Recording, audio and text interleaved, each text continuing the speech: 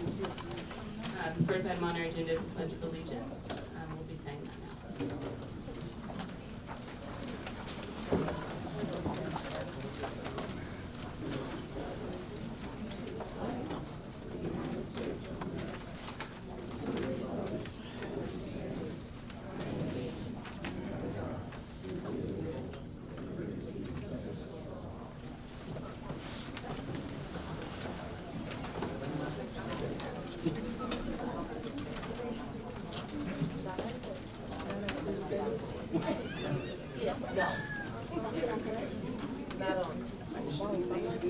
Ms. Lewis, I'm sorry, do we have student recognition this evening? Yes, yes, it's right there on your tag, on the tag.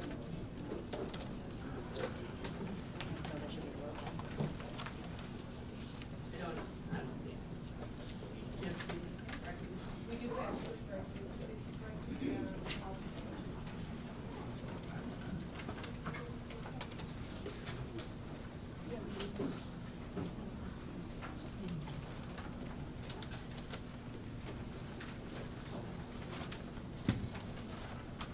Sorry, everybody should see it.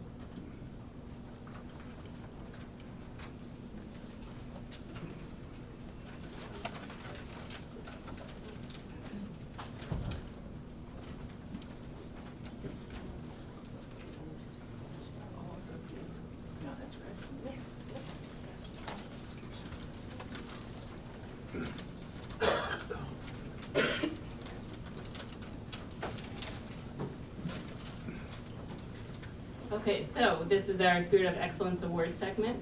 Tonight we're celebrating 11 schools that have been named to the 2019 list of America's Healthiest Schools by the Alliance for a Healthier Generation. This is a huge accomplishment, and we are thrilled to see these schools earn national recognition for their commitment to students' health and well-being. I would like to ask Leanne White, the district's Healthy Schools, Healthy Communities Project Director, to come to the podium and share more information with us, including the names of the schools and each school's specific level of achievement. Thank you.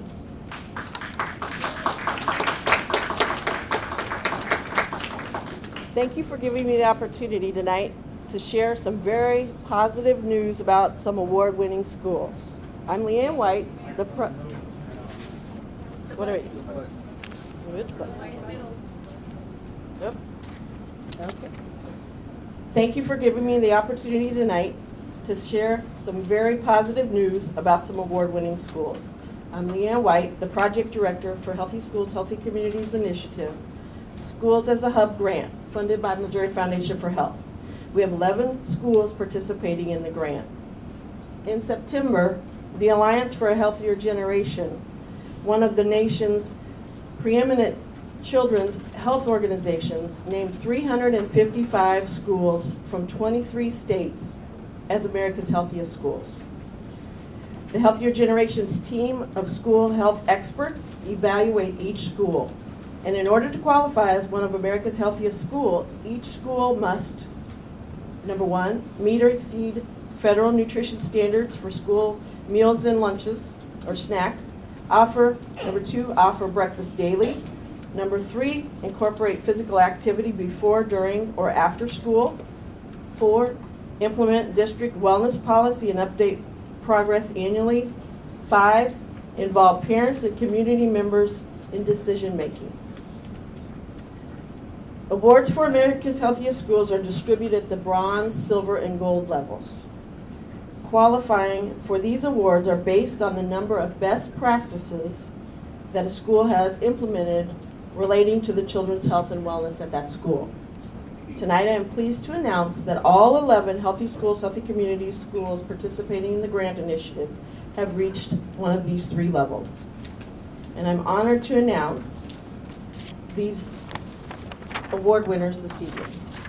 So we have 8, and you'll have to turn your focus over to the seats over there. This is where our schools are seated. So we have 8 schools receiving the prestigious Bronze Award tonight. Our first school I'd like to recognize is Carlane Visual Performing Arts.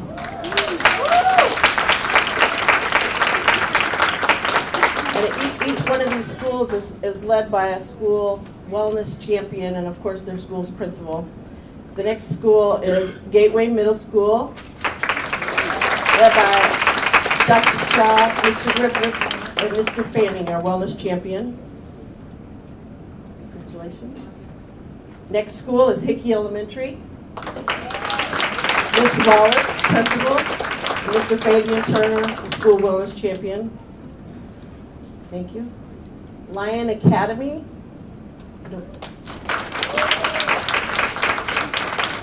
Melanthi ILC. Oak Hill Elementary. Washington Montessori, led by Dr. Shaw and Mr. Bruns, wellness champion. And Woodward Elementary. All 8 received the bronze level. The following 2 schools received the prestigious award of silver. Out of the nation, there were only 33 Silver School Award winners. So this is, yes, very, very impressive. Adams Elementary was the first, led by Dr. Miller and Mr. Stride, wellness champion. And Gateway Elementary, led by Miss Austin Lindsay, principal, and Maxwell Artis, the wellness champion. And we have one school, I'm so pleased, at all of our schools, but this is quite impressive, to receive the Gold Level Award. The Gold Level, there are only 8 gold schools across the nation. One of those schools is right here in St. Louis Public Schools. One by Gateway Michael, led by Ms. Petra Baker.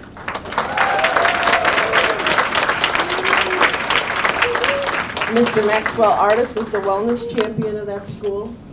And I would be remiss without recognizing our community partners from BJC School Outreach Youth Development, led by Diana Wilholt. Stand please. That bring in the community involvement and engagement. And now I'd like to turn it over to Ms. Baker. Good evening. Gateway Michael School serves students pre-K through 8th grade who are medically fragile and multiply handicapped. So this is really a big deal for our school. Our students worked really hard. We had several community partners. Our parents partnered with us, and our staff also partnered with us. In order to reach the gold level, there were several changes that we made within our school's setting, as well as some of the policies in our school. We offered additional recess and PE for our students. We also removed all unhealthy celebrations like cakes and cupcakes, pizza parties, and replaced them with healthy celebrations, fruit, smoothie bites, and all healthy stuff or whatever. So the students, it was a fight with the parents in the beginning, but we've been doing this for the past 5 years. So it was we started off 5 years ago in beginning the process. So after the 5-year period, we just removed a little something each year. And so we are where we are now. So, but like I said, we had all of our stakeholders involved, and they share in our success. And I just want to acknowledge them for what they've done with us. Thank you very much. It sounds like quite an honor, and we're so thankful to have you all in our district. And if all of the award winners could please come to the front to be recognized, we'd like to see you and take a picture. Come to the front, please.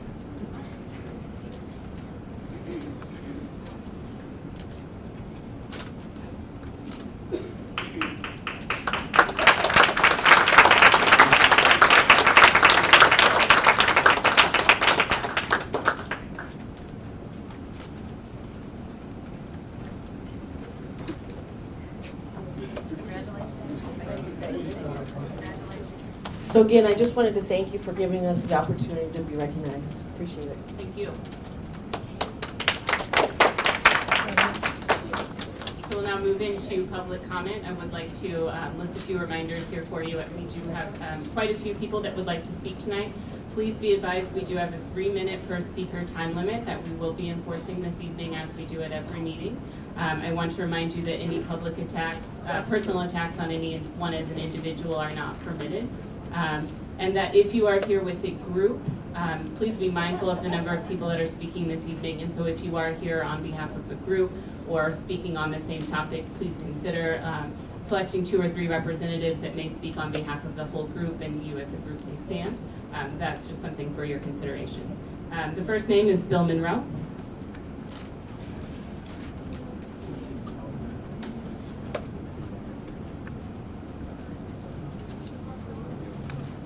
Greetings. I'm here for 2 reasons, but one of them happens to be a man I just met. Where's the coach from Roosevelt? Could you stand up if he's still here?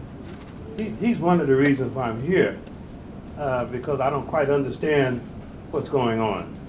And I do know that I've witnessed assaults on black men, and I know we have a shortage of black men in the teaching, that are teachers and instructors. And if I'm wrong, I can be corrected. But I just want to know why. I want to know why, and I want to know what can be done. There's always something that can be done to rectify a situation. And I think that we're missing something when we see our children gather in the streets and come out of school in support of people like that. So I want to know why, and I don't understand it. And perhaps I'll get some understanding now. And the other reason I'm here is Beaumont High School. And those of you that know me, I'm Bill Monroe, and I represent Harriet Tubman Preparatory High School and Career Center, a project aimed to save the Beaumont High School campus and open up a high school and career center with emphasis on servicing our young people who are homeless and those coming out of foster care.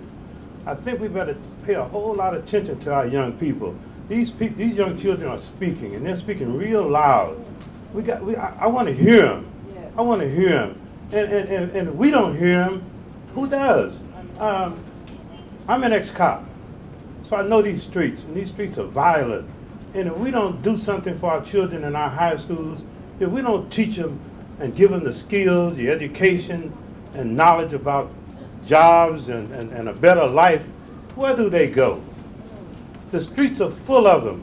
I see them out here, they're homeless, and many of them don't have any hope. I think we're hope. We're the adults in the room. And I think it's damn time that we act like it. James Gates.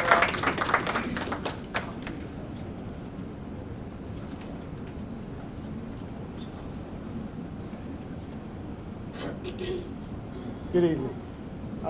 Fall in line with the gentleman before me. I'd like to say that, is that better? Yes. Okay, fall in line with the gentleman just spoke. I'd like to speak on behalf of the youth, but this is more so for Dunbar. I stand and want to be noted that Dunbar Elementary should be kept open. Yes. Thank you. Yes. Charles Babadoo Murphy.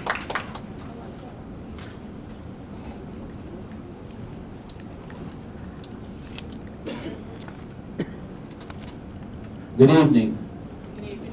My name is Charles Babatu Murphy, 75 years young. And every time I think I'm gonna retire, somebody start messing with the kids.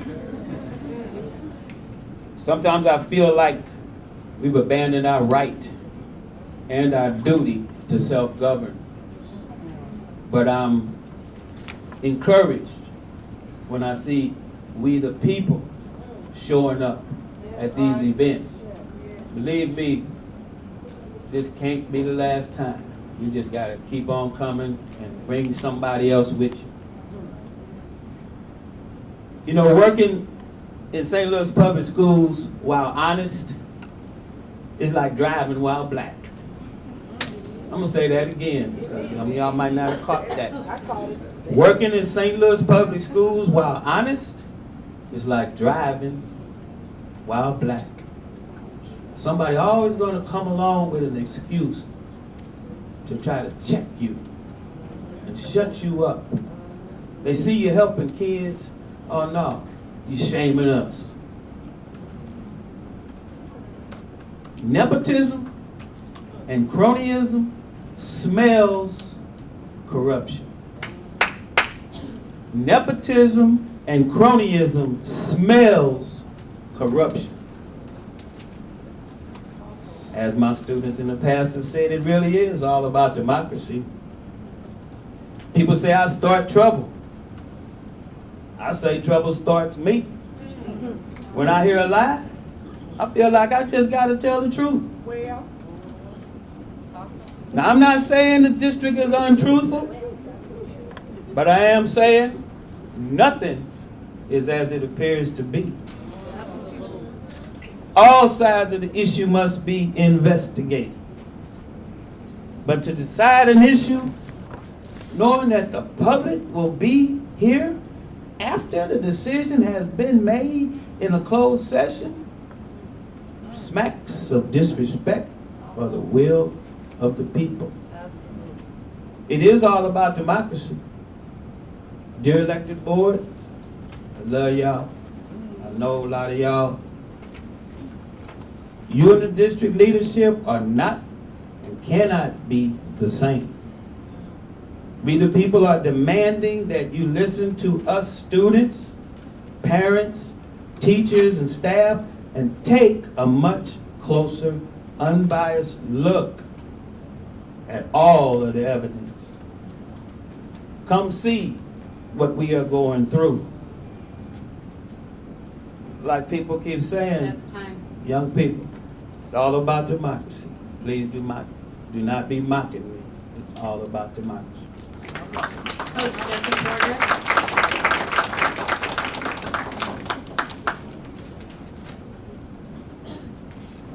So greetings to all. I'm gonna go fast because I'm on the time. On Wednesday, October 16th, I was terminated for violating the SAB board policy. The only policies that ever came up during my termination was 4840, Code of Conduct and Ethics, and 4848, Social Media. On August 28th, I received a notice to report to HR for personnel matter around policy 4840. This issue was around a news interview that I had about trauma-informed care after a violent incident after a PHL Jamboree. The issue was resolved. I was sent back to work.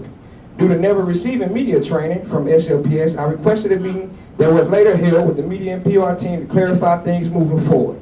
On September 17th, I requested a meeting with the district athletic director in regards to job duties and description of an athletic director. She never responded. On September 18th, I reached out to the district the district superintendent with the following email. I write this letter to seek to you is solving the situation that I'm facing with the district athletic director who I cannot mention. It is a problem that is generating some worry and that I have not been able to solve without bringing it to your notice. I hope you will help me solve this issue so we can work forward with this problem as soon as possible. I've asked for the job duties and description of a building level athletic director several times and have not received it. I request this information to ensure that I'm performing the job at the highest level, exceeding all expectations that come with this position. Furthermore, I need information to know how to administer non-public high league events and contests that do not fall under the direct instructions and leadership of the public high office. 2 weeks later, on September 30th, a meeting was scheduled for September 30th with Dr. Adams. An hour before that meeting, I was put on leave again for violating policy 4840 about talking to the news again about a homecoming tailgate that I invited the entire community to. On October 4th, I was placed on leave again. 2 days after that, for violating the policy 4840 about scheduling the JV game while I was on leave that I was alleged to be at coaching and organized. The PHL has a requirement for players. However, we had enough players at the time of the scheduled game. There's the investigation. Something about transportation came up. According to board policy P354132, we used a transportation, a way to go transportation, which is an SLPS vendor, which I told that was not to date. However, per Business Plus, before the end of the close of business day, the vendor was an eligible vendor. I have the receipts. Also, the vendor has transported several numerous teams for the district. I'll have all that in documentation. We know why the policies are in place. But at some point, we got to ask ourselves, is a policy really more important than saving the kid's life? And we talk about policy, the social media policy, I violated, however it was used to protect my kids. Usually with something like this, a rewarming, progressive discipline is taken, probation or suspension, but not termination.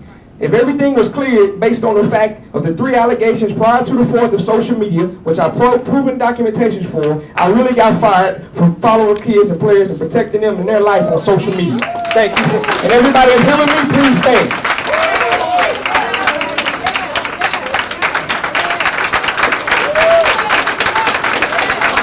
Thank you for your time. Thank you for all the relentless effort in this matter. At 6:03, I was told that the board had stood with HR and determination was going to stand, is the way they put it. Coach, But everything is out. time is up. Thank you. You can take my time. You can take my time. You need more time, you can take mine. Carmen Ward. Take that.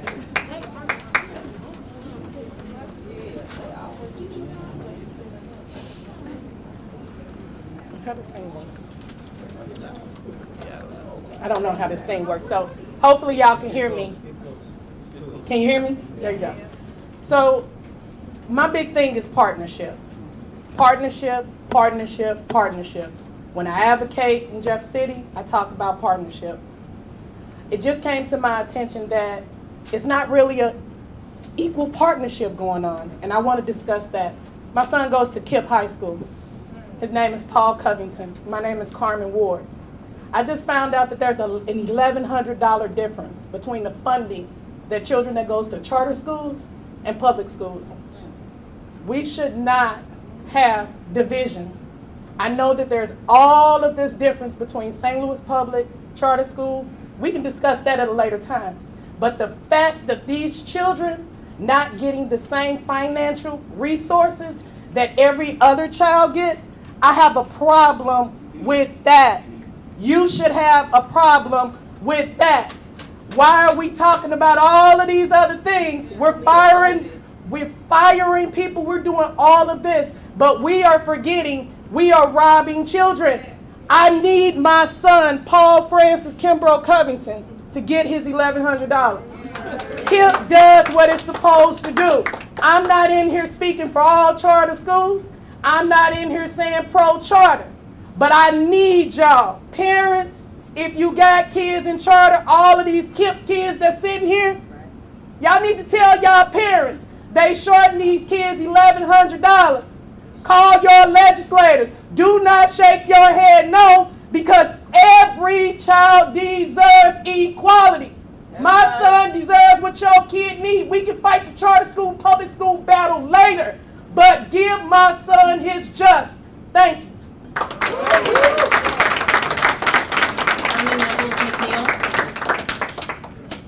Irma Nevels McNeil.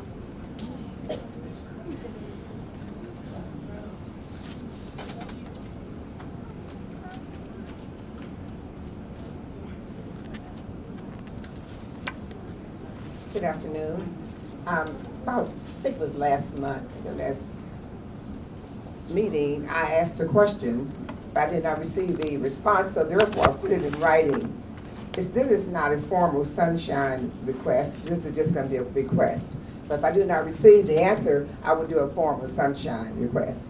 And it asks this question. This is the question I need to know. It says, Dear President Dorothy Rhodes Collins and the elected school board members, this is a request for the answer to the question of the lawsuit which was initiated in 2018 by the St. Louis Public School Retirement System against the state-appointed administrative board toward the city of St. Louis school system. Now, since the state-appointed administrative board is no longer in place, and since of July 2019, the elected school board of the city of St. Louis is in effect, which board is a lawsuit of 2018 initiated by the St. Louis Public School Retirement System against? And I will give a copy to each of the board members and also to the attorney. I would like to have that answer within 3 to 5 days. If not, I'll do a formal sunshine request.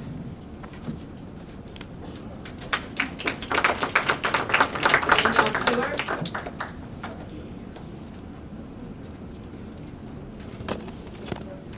Good evening. My name is Danielle Stewart.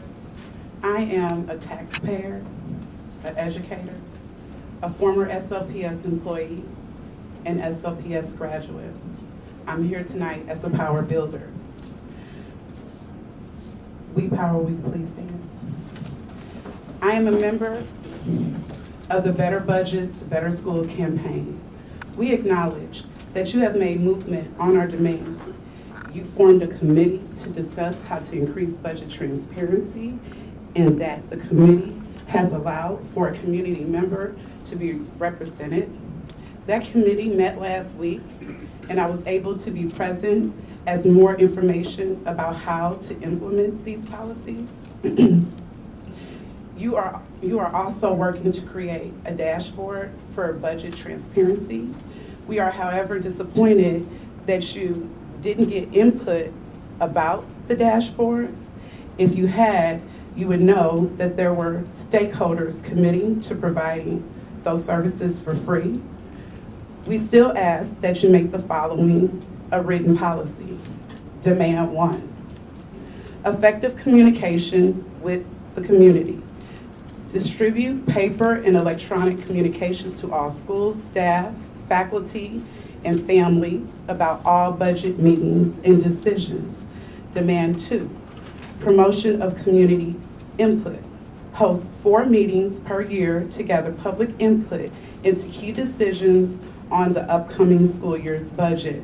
Demand 3, advancement of data transparency. Release paper and electronic reports and dashboards that illustrate district-wide and school-specific budget sources, allocations, goals, and strategic priorities. The sooner that we can achieve and implement the Better Budgets, Better School policies, the sooner we can explore ways to increase the flow of public funding for SLPS together. Thank you. Gloria Nolan.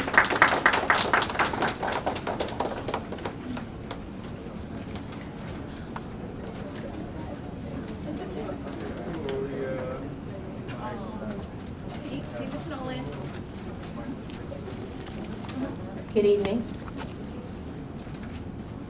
I'm Gloria Nolan with the Better Budgets, Better Schools campaign and We Power.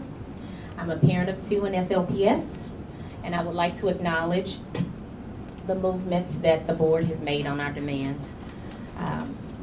The committee was formed on increasing budget transparency, finally. I'm so glad. And I was offered a seat at the table as a committee member for community.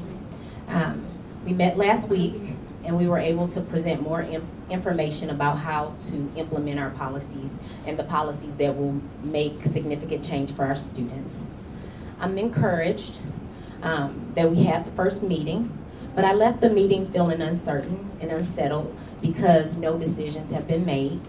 So I'm cautious, and I'm just very cautious about continuing to have meetings without concrete action. So we want to just be mindful of that. So we are asking the following. 1, increase community member participation on the ad hoc budget committee, specifically 3 to 5 additional We Power builders to serve on the committee. By show of hands, who's willing to serve on the committee from We Power? So we have a few takers.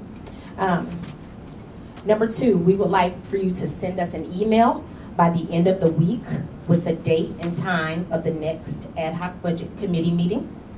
And then lastly, we would like for you to collaborate with us to draft and pass a set of Better Budgets, Better Schools resolution for the school board to pass at the December meeting.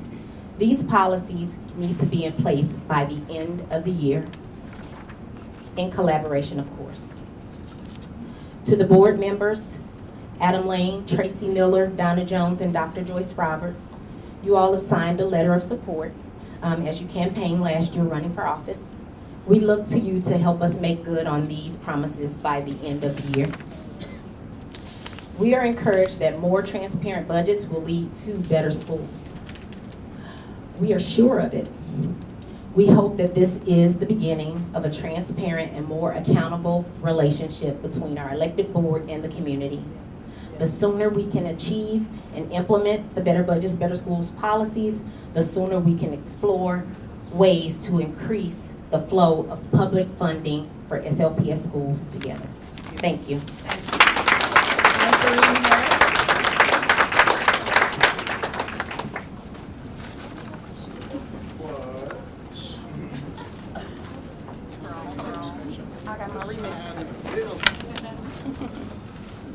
Greetings, board members, both seasoned and newly elected.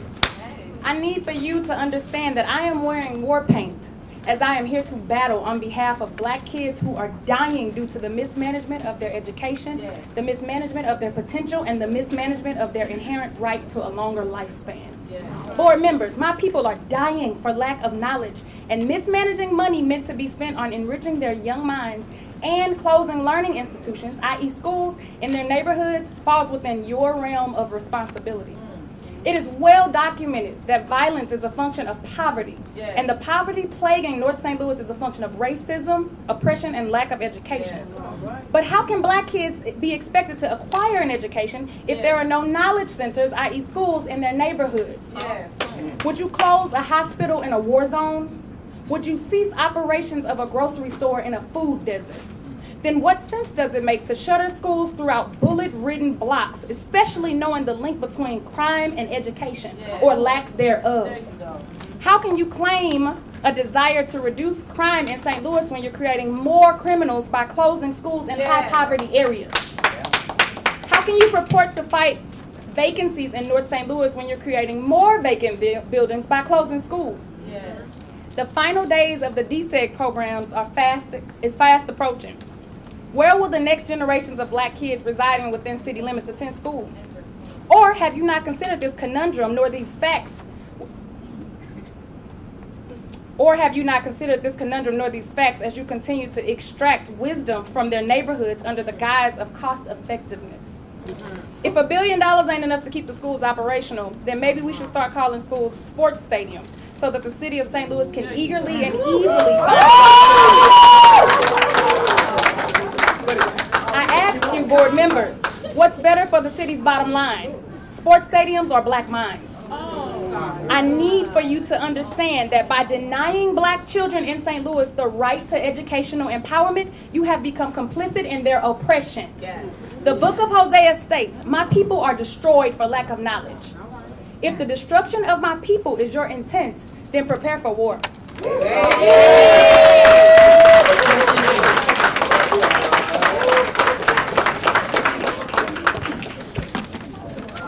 How you nice people doing? My name is, my name is Justin Neidelberg. I'm a resident of the West Side. Y'all don't think we got one, but we do. I'm also here, here with We Power.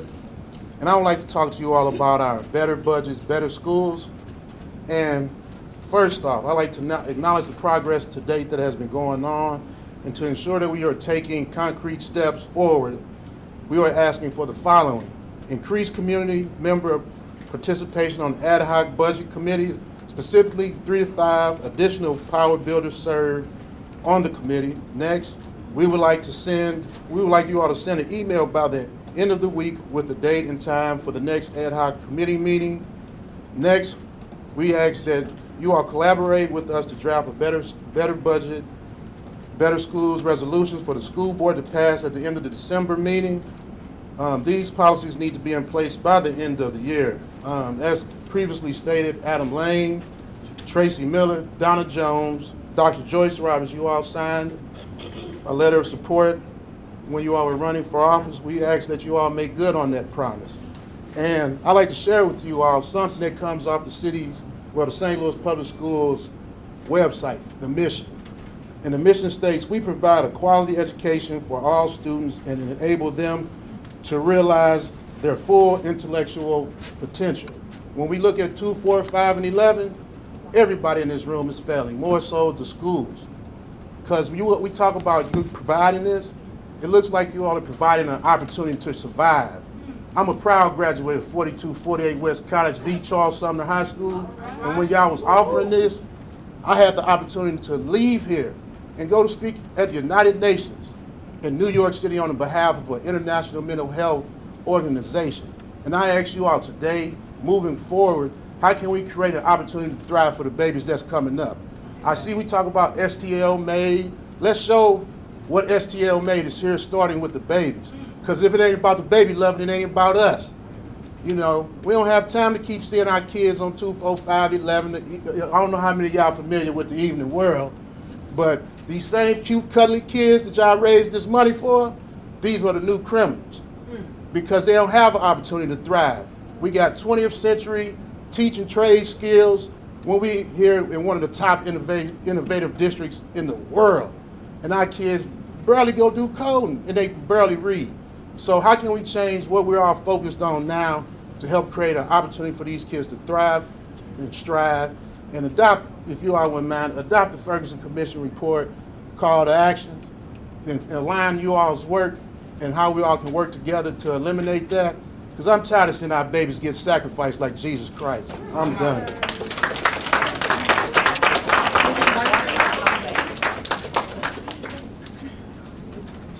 Good evening. Can y'all hear me? I'm a parent of a kindergartner in the Shaw neighborhood where I live, and my kindergartner attends the neighborhood public school, Adams Elementary, and I'm proud that he does that. I'm also here as a member of the Better Budgets, Better Schools campaign. As others have mentioned, we acknowledge the progress that's been made to date, and I'm happy to see that there is an ad hoc budget committee. But I do think that it's really important that there are more community members who are part of that committee. And I think 3 to 5 additional power builders, which is what we're asking for, is completely reasonable and would help make sure that the community is represented there. I also would like to see an email sent by the end of the week with the date and time for that next ad hoc budget committee meeting. It's important that it happens, and I want to know what happens there because my kid is affected by that, just like many other people in this room. And I also would like to see collaboration to draft and pass a set of Better Budgets, Better Schools resolution for the school board that they can pass at the December meeting. And I would love to see those policies be in place by the end of the year because I want to see action. You know, my kid's in kindergarten right now, but we can't sit and wait for this. This has to happen now because we have kids in school right now and they need help. And I'm here because equity in education matters to me. As I mentioned, my child attends his assigned neighborhood public school. But you can imagine in the Shaw neighborhood where I live, I have many friends and many neighbors who look like me, whose children attend other schools that are part of the SLPS district. Many of them are magnet schools. I have seen those schools. I have seen the school that my son attends. And I wonder, when I look at these schools, what is the difference in the budget for these schools? How much money are the magnet schools getting? How much money are the neighborhood schools getting? Now, they may be getting the same amount of money, but the issue is I don't know that because I can't tell. The budget's not clear to me. Right. So I hope that you on the school board will support the Better Budgets, Better Schools campaign so we as a community can make sure that funding equity is achieved in our school system. Thank you.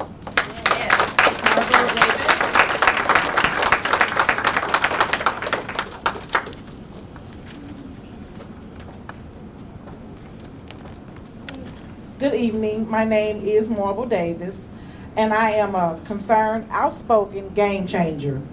I am a member of the Better Budget, Better Schools campaign. I'm also coming for the same thing that was just spoken, so you can reiterate, so you can hear it, and hear it again, so the changes can be made. We acknowledge the progress to date. To ensure we are taking concrete steps forward, we are asking for the following: an increased community member partnership on the ad hoc budget committee. Specifically, we need 3 to 5 additional power builders to serve on the committee. We would like for you to send us an email by the end of the week. Finally, but not the last thing, because we're going to come for more, We ask that you collaborate with us to draft and pass and set a better budget. And it's not us against you, it's us coming together as a unit to save our babies and to save our kids. Every day I think about this, that our blood is on our hands when we're not doing what it takes in order to take care of our students. I'm a great auntie that supports Noah at Wilkinson Elementary School. And he has to sit every day on a filthy, dirty, germy carpet just to get reading classes in. Unacceptable. Just $30 to clean the carpet? Come on, St. Louis Public Schools, so the kids won't continue to be sick while at school. Unacceptable. The schools are the backbone to our community. We need to rebuild the schools, which will rebuild the community, which will rebuild the families. So that means strongly funded schools, what can lead to very low crime communities, which leads to extraordinary families. Sound like a win-win all around. We shall, we will, and we can. Thank you.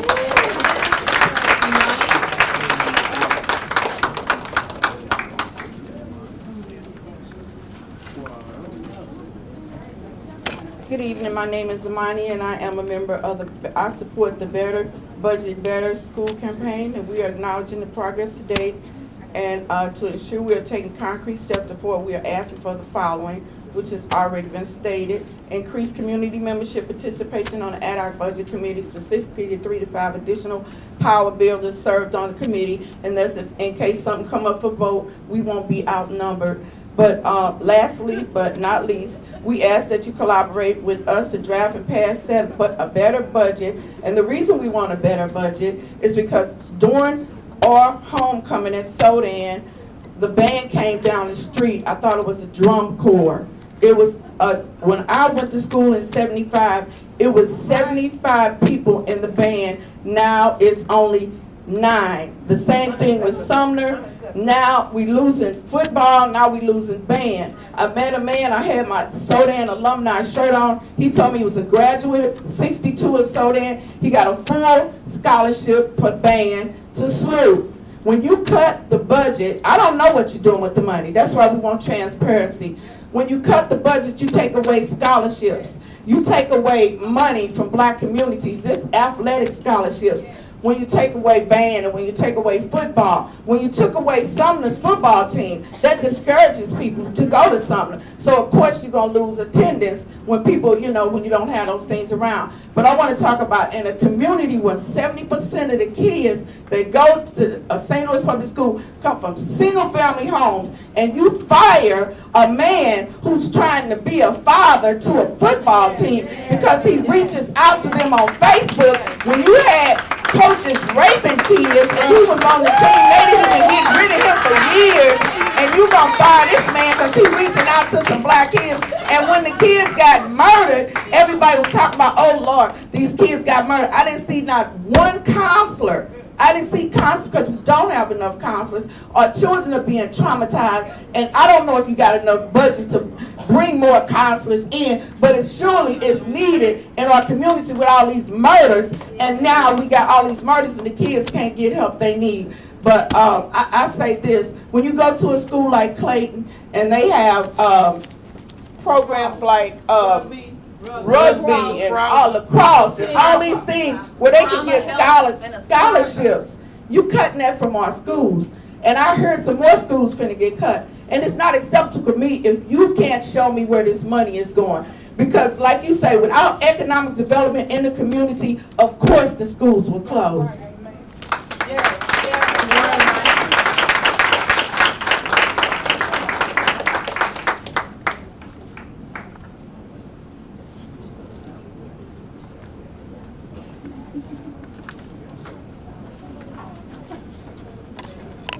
Okay, well, I don't think I can top the emotion that was just expressed in support of Coach Porter. My name is Nora Ryan, but we do have a group from our Roosevelt Community Council. We've been supporting Roosevelt High School for the last 12 years. We meet every month, and I provided a letter signed by 8 of our members to all of you about Coach Porter and about his importance to us, to our group, and to what we do at the school. I outlined the 3 major activities that we have and the role that he's played in each of those. It's, as I expressed to Dr. Adams about a month ago, he's very important to us, and we'd like to see him reinstated. So, thank you.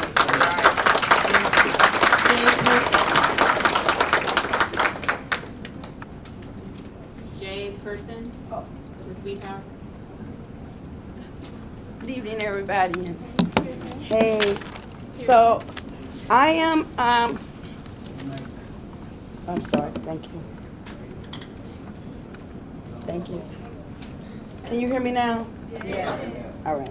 So good evening, my name is Jacqueline Person. I'm a teacher in St. Louis Public Schools, and I'm also a member of Better Budgets and Better Schools campaign.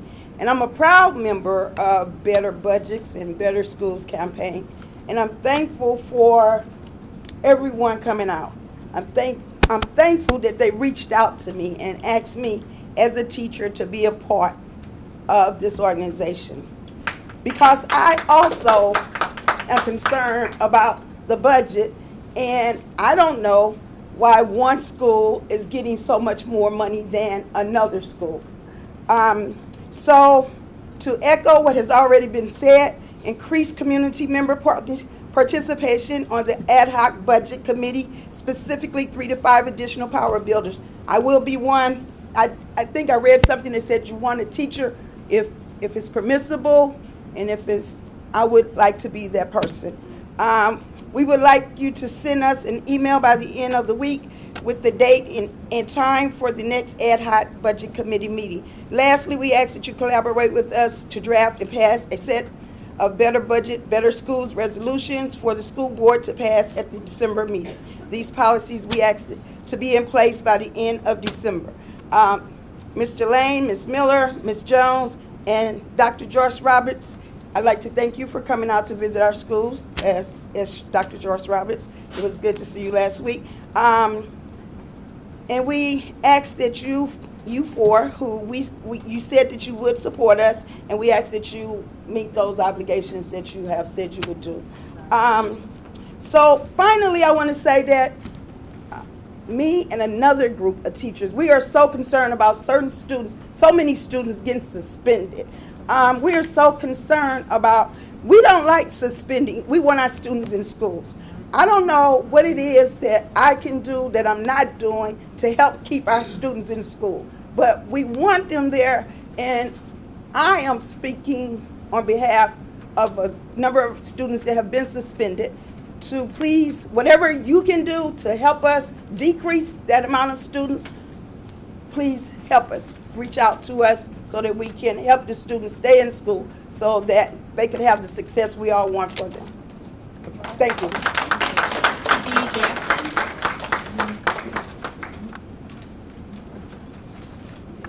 Hello. I'm addressing bullying again. This will be my second time speaking up on it. I'm going to address this impacts, the power imbalance of teachers to students to greater than peer to peer, and may well intensify the impact. The possible impacts of bullying of teachers include false accusations, fabricating formal disciplinary actions, using direct personal attacks towards the students, targeting students, humiliating them, saying that they're cheating in front of their classmates, and having classmates write statements that is not true. Throwing objects, throwing their desks. A teacher showing hostile attitudes towards a student is throwing desks, throwing their things out of their desk, but as soon as a student act out that way, they're sent out the classroom and sent to ISS, or they're sent to the office the whole day. This is not acceptable. I have had several meetings, and I feel that my meetings are only pacifying me, and I don't feel that that is right. Please meet with me, Mr. Kevin Adams. Thank you.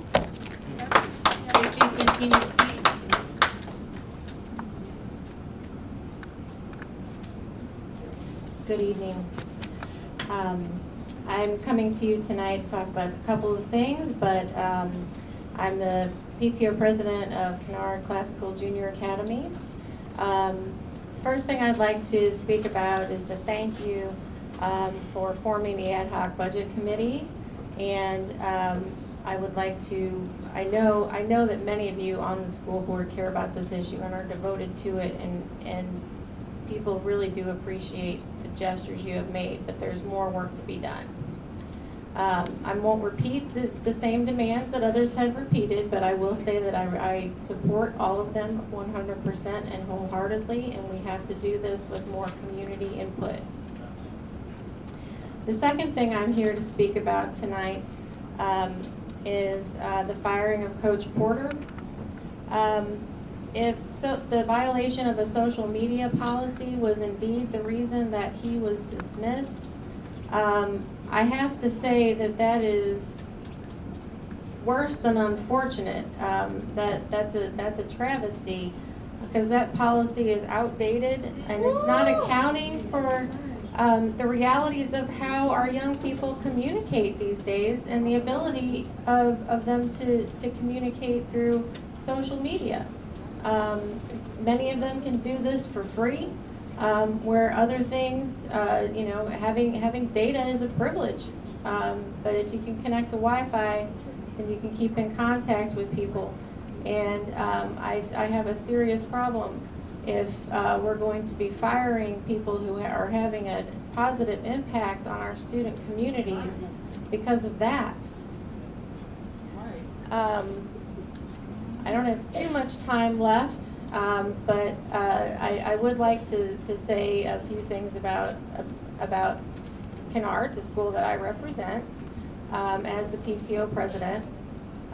In support of better budgets, better schools, I know many of you care very deeply about equity in public education.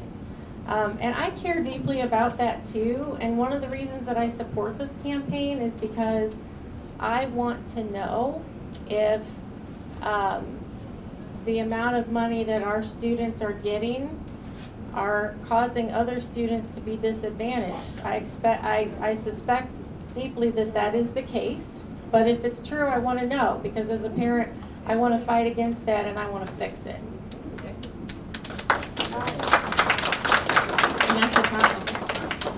And lastly, I would ask you to consider putting on the budget or on the agenda this year the renaming of our school. The name of the program can be changed without the building name being changed, and that's your time. That is important to us. Thank you very much. Vanessa Thomas.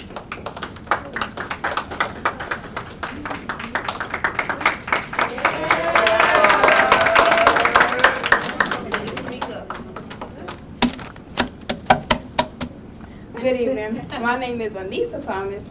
I'm a junior at Kipp High School, but I am also a member of the Better Budgets, Better Schools campaign. We acknowledge our progress to date. We want increased community member participation on the AdKipp Budget Committee, specifically 3 to 5 additional parabuilders serve on the committee. We would like you to send us an email by the end of the week with the date and time for the next budget committee meeting. Lastly, we ask that you collaborate with us to draft and pass a set of Better Budgets, Better Schools resolution for the school board to pass at the December meeting. These policies need to be in place by the end of the year. Adam Waits, Tracy Miller, Donna Jones, and Dr. Joyce Roberts. You four signed a letter of support for this campaign last year when you were running for office. It's been a full year. We look to you to make good on your promises by the end of the year by passing these policies. We are encouraged that more transparent budgets will lead to better schools. We hope that is in the beginning of the transparent and more accountable relationship between our elected board and the community. We continue to ask, where's the money going? Show us the budget. The sooner we can achieve and implement the Better Budgets, Better Schools policies, the sooner we can explore ways to increase the flow of public funding for SLPS together. Thank you.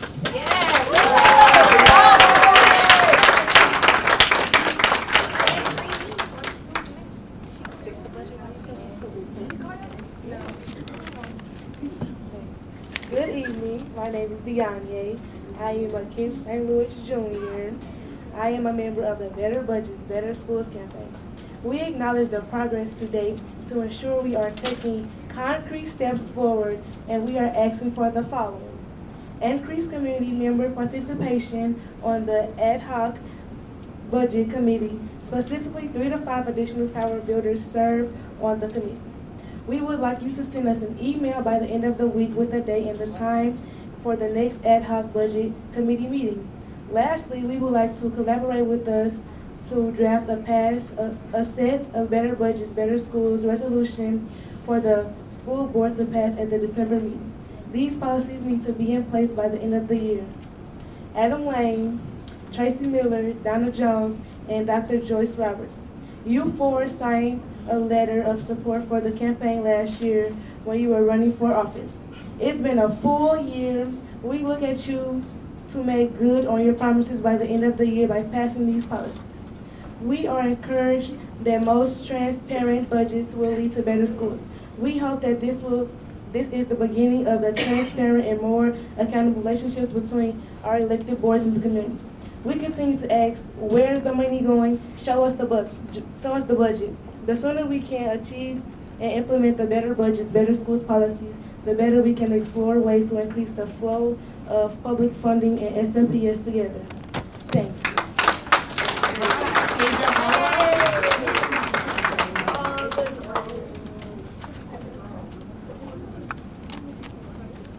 Good evening. My name is Kadrell Hallwell, and I am a We Power student because I go to KIPP St. Louis High School and I'm a junior.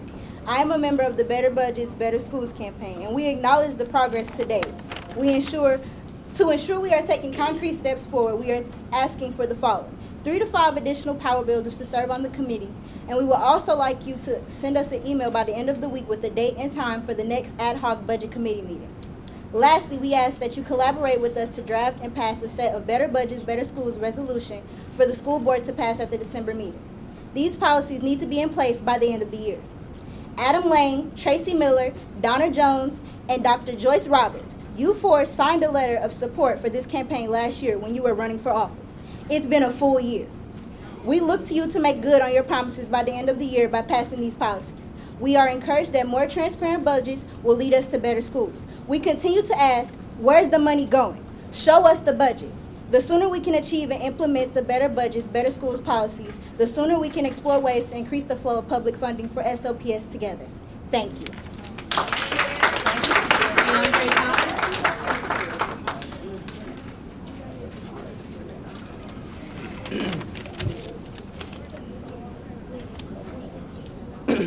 Hello, my name is DeAndre Thomas. I am a We Power Power Builder. I'm a member of the Better Budgets, Better School campaign. We acknowledge the program to date to ensure we are taking concrete steps forward. We are asking for the following: increase community members' participation on the ad hoc budget committee. Specifically, 3 out of 5 additional power builders serve on the committee. Second, we would like you to send us an email by the end of the week with the date and time of the next ad hoc budget committee meeting. Lastly, we ask for you to collaborate with us on the draft pass set Better Budgets, Better Schools resolution for the school board to pass at the end of December. Passed at the December meeting. These policies need to be placed by the end of the year. And if that is a problem, keep it personal.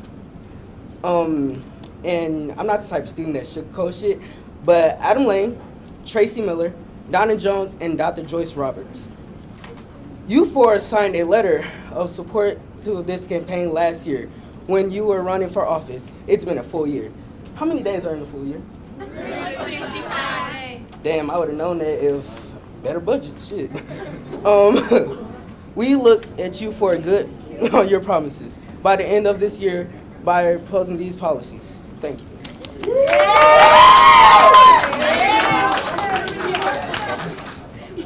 Nigel Powell.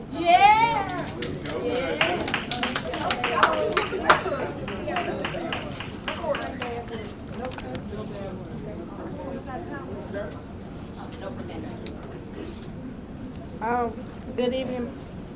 My name is Nigel Powell, and I'm a junior at KIPP St. Louis High School, and I'm a member of We Power. I'm a member of Better Budget, Better School campaign. We acknowledge the process by date to ensure that we are taking concrete steps forward. We are asking for the following: 1, to increase community member participation on the ad hoc budget committee, so specifically 3 to 5 additional power builders serve on the committee. 2, we'd like you to send us an email by the end of the week with the date and time for the next ad hoc budget committee meeting. Lastly, we ask you to collaborate with us to draft the PACs and set a better budget, better schools resolution for the school board to pass at the December meeting. These policies need to be in place by the end of the year. Adam Lane, Tracy Miller, Donna Jones, and Dr. Joyce Roberts, you four signed a letter to support the campaign last year when we were running for office.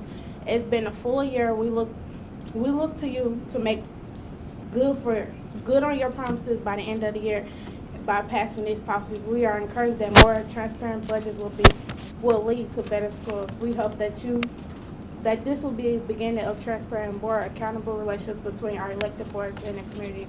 We continue to ask, where's the money going? Show us the budget. Sooner we can achieve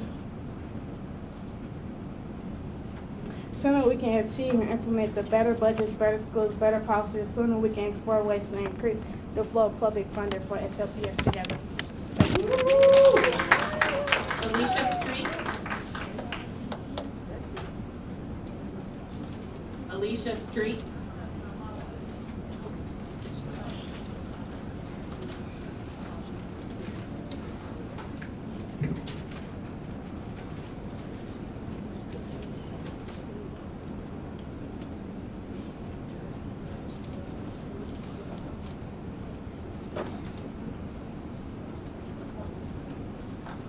Good evening. My name is Alicia Street, and I am a community activist in St. Louis County and also in the city of St. Louis. I am here to support Trey Porter, the coach who was terminated at Roosevelt High School. First of all, we just want to say that you guys need to open up the transparency in this case. You're not giving him any information. You guys fired him on a social media act, and I am young. I'm at the age of 34. But when I was in high school, if my teachers wanted to follow me on social media, that was fine because I trusted them. And if I do see all his students here, all his players, they trust him. So that should show you something. That should show you something. And it's not that he is on social media starting to stirring up trouble. He's making sure they stay out of trouble. Open up your transparency with Coach Porter. Also, stand with, I'm hearing a lot of the better budget. We need to open up our books of the budget. Where's the money going? Because see, I'm confused now. Because if the city of St. Louis residents pay out taxes for the Board of Education for the education purposes, what is happening with the budget? Why is the money not going into the budget? But we got a whole Ferris wheel downtown. All right. Where's the money going? We don't have books for these children. Things are getting cut for these babies. When I was in high school, I wanted to participate. These babies cannot participate, but yet you guys let them go out in the streets. You guys set them up for that. They need after-school activities, and you guys are not doing that because the lack of transparency, the lack of education through you guys. Open up your books and show us where this money is going. If we're paying out our taxes, why are we getting cut? We're paying specifically out of our taxes. Open up the book for this budget, and Dr. Kevin Adams, do your job as a superintendent.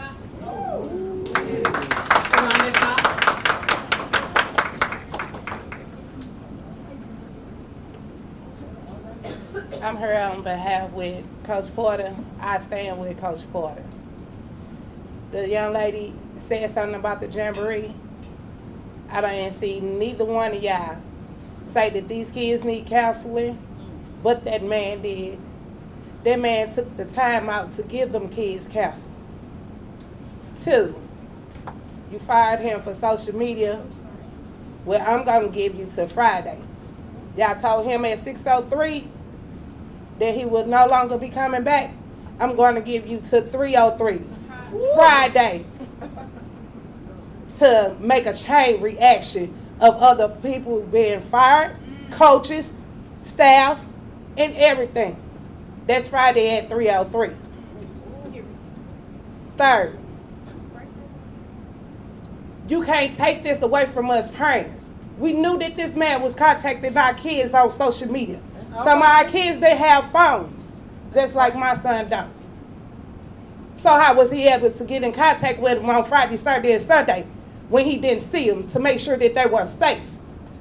This man has provided food for kids and family who didn't have it, couldn't afford it. Say that. He provided 2 young ladies last year with prom dresses who parents couldn't afford it. Take a look into this man and what he does for them kids. Not just a football player. Like I said, it's not about a football team. This is about Roosevelt. This is about kids. Not just about Roosevelt. We got Cleveland, Metro, Central, McKinley. He cares for all them kids.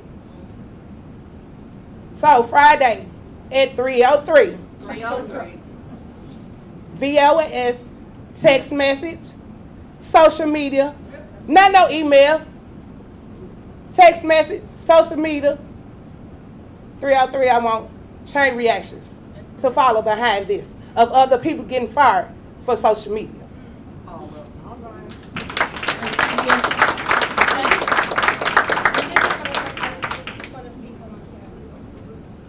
How you doing, guys? Hello, everyone. My name is Malik Leggett. I am a senior at Roosevelt High School. Through all my years at Roosevelt High School, Porter has been one of the father figures in my life. I was 7 years old. My father left me on the porch. On the porch. I didn't have a father in my life. I had brothers try to step up. It didn't work. I was led into the streets of violence and everything. I seen it all. Through the past summer, I had 7 friends die, back to back. Back to back. I have a mother who worked hard for 4 children to try to feed them with clothes, lights, and shelter. She's not there with me every day. She tried her best. She clothed me, and I thank her. I thank her every day I see her. I got a younger brother. I see him, and I see myself in him. I'm scared that he might fall into the same path. And maybe that one day I get out of school and I get a call and my little brother's gone. I'm scared for my little brother. I'm scared. I try to be the father figure that Porter taught me how to be. And I'm only 17. I'm only 17. I gotta work. I practice, I play sports, I go to school just to get an education, be the second in my family to go to college. The second. My little brother look at me as a father figure. I cried to my little brother a couple weeks ago, telling my mama does everything she can. Everything she can for us. She can't be with us every day. When Porter was with her, he texts us every weekend to see how we doing, to see where we at. After the game, he said, guys, rest up, ice up, stay out the streets, go home. I ain't got not one text from any other father figure like that in my life, ever. I'm scared for my brothers on the football team, because many came from different pathways that I know. I'm scared for them. I talk to them every day. I want to make sure they text me back every day. Every single day. Imagine going to school one day. A whole week, you see them every day. Next week, they gone. Next day, they gone. Put your child in our situation. You got a man who cares about people, who cares about these kids. Put your child in that situation, and somebody snatch him away like that. What do? You're not there with them every day. He is with them Monday through Friday. What do? What do you do? Tell me. That's right. Can't do nothing about it. Just to want to give it back. We fight hard. We going hard at practice and games every weekend just to make this man smile one more time because he's not with us.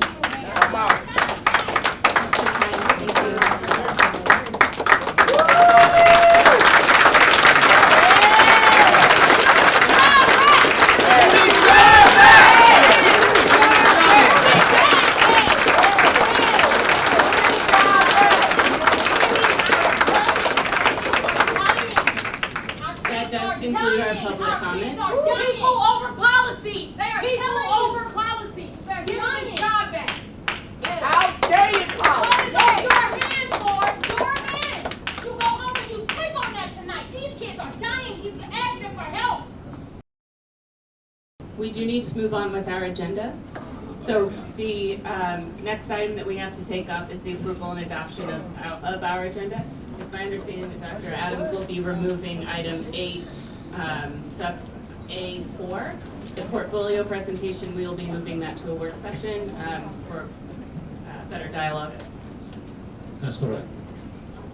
So you may strike that. Is there a motion to approve and adopt this agenda?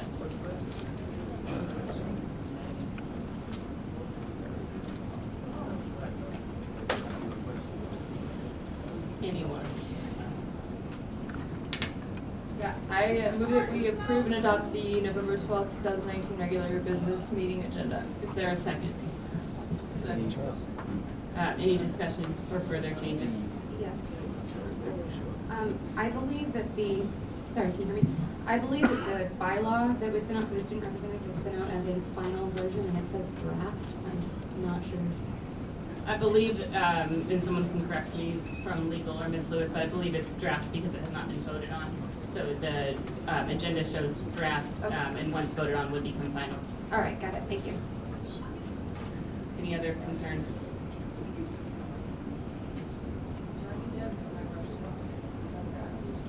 I don't think so because it was made prior to. What's the question? I'm sorry. Oh, if you could amend that motion to change item. This is, Are we removing there's an item? We are removing, yes. A4, the portfolio.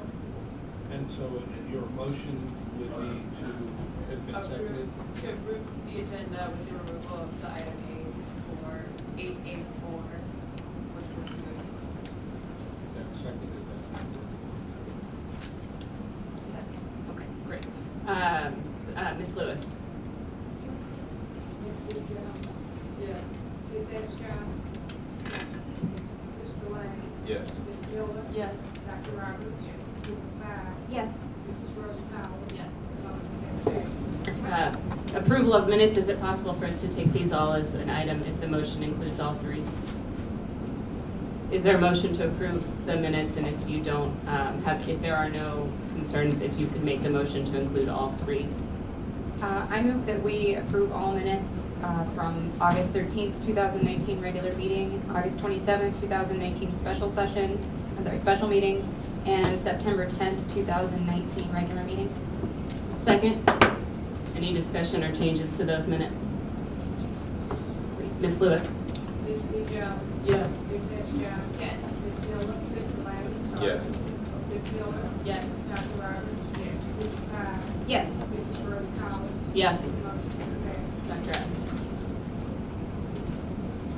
We have several presentations tonight. I won't belabor my comments this afternoon. I'll save those for last. The board participated in a meeting on September the 5th, 2019, with a group called EdNext to address some data points. 3 board members were invited to that particular meeting. Mr. Lang, Mrs. Roy Collins, and I think Ms. Miller were present at that meeting. Since that time, I've had some conversations with David DeWhite, and I'm scheduling a meeting with EdNext person as well. But in the meantime, I've asked Dr. Gary Ritter, the Dean of the College of Education at St. Louis University, a researcher and also responsible for the Prime Center at St. Louis University, to take a deep dive looking at the data that was presented on that particular day and ask him to do some analysis of that particular data. He will do that tonight, present that to the board in terms of looking at it from an analytical perspective and give the board a report relative to that data. I know that several members could not be present at that meeting because they were already in Jefferson City for another meeting as well. And so Dr. Ritter is going to provide some context to the data from his analysis that I view as a very, very objective analysis relative to the data. So Dr. Ritter. Thank you very much. Do I need to make, is this good? Thank you very much, Dr. Adams. It's been a busy meeting. I'll go through quickly, and please, I don't know what the practice is here, but please interrupt if there are any questions. So the practice would be you will go through the entire presentation, and then the board would ask any kind of questions that you might have, that they might have relative to the presentation that you're providing. Okay, perfect.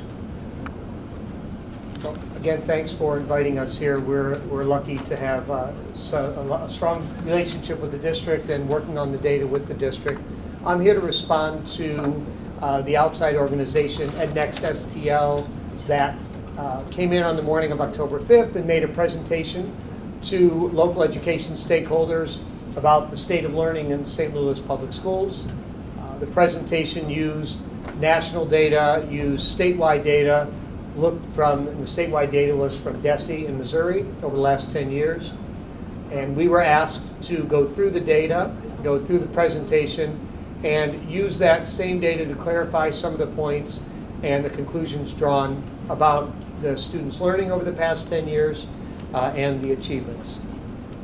So very quickly, we had 5 key conclusions from our look at the critique of SLPS.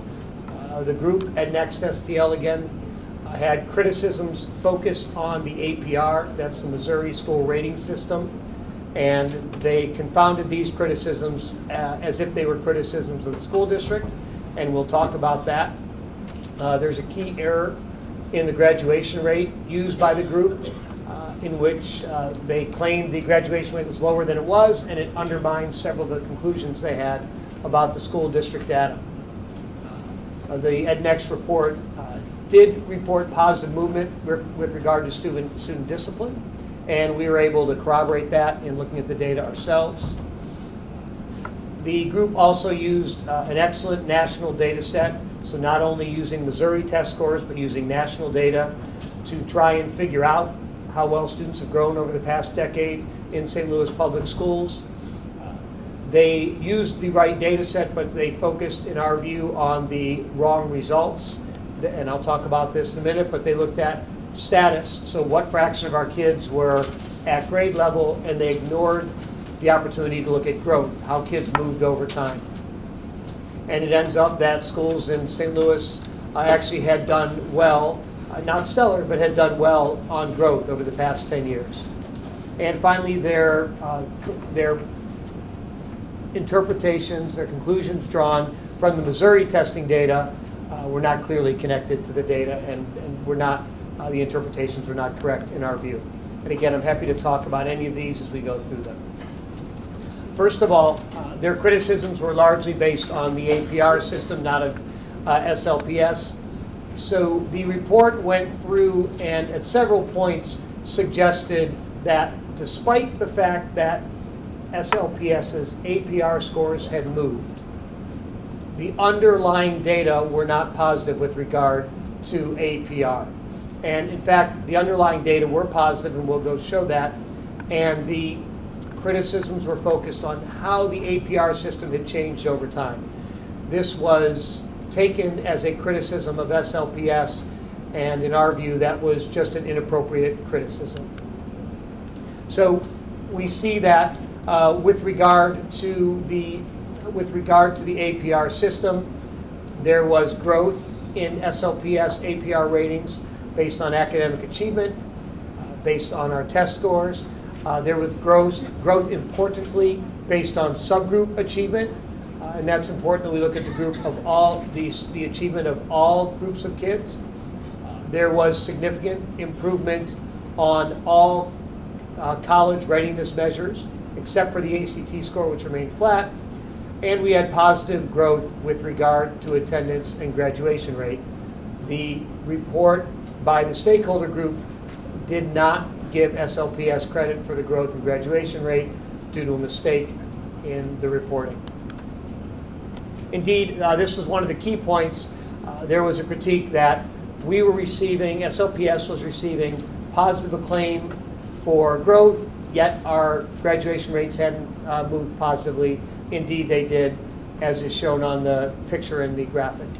And we could walk through that, but we essentially see that the graduation rate had jumped as high as 78% by 2018 and had been on a consistent upward trajectory from 2011. Still not where we want to be, I presume.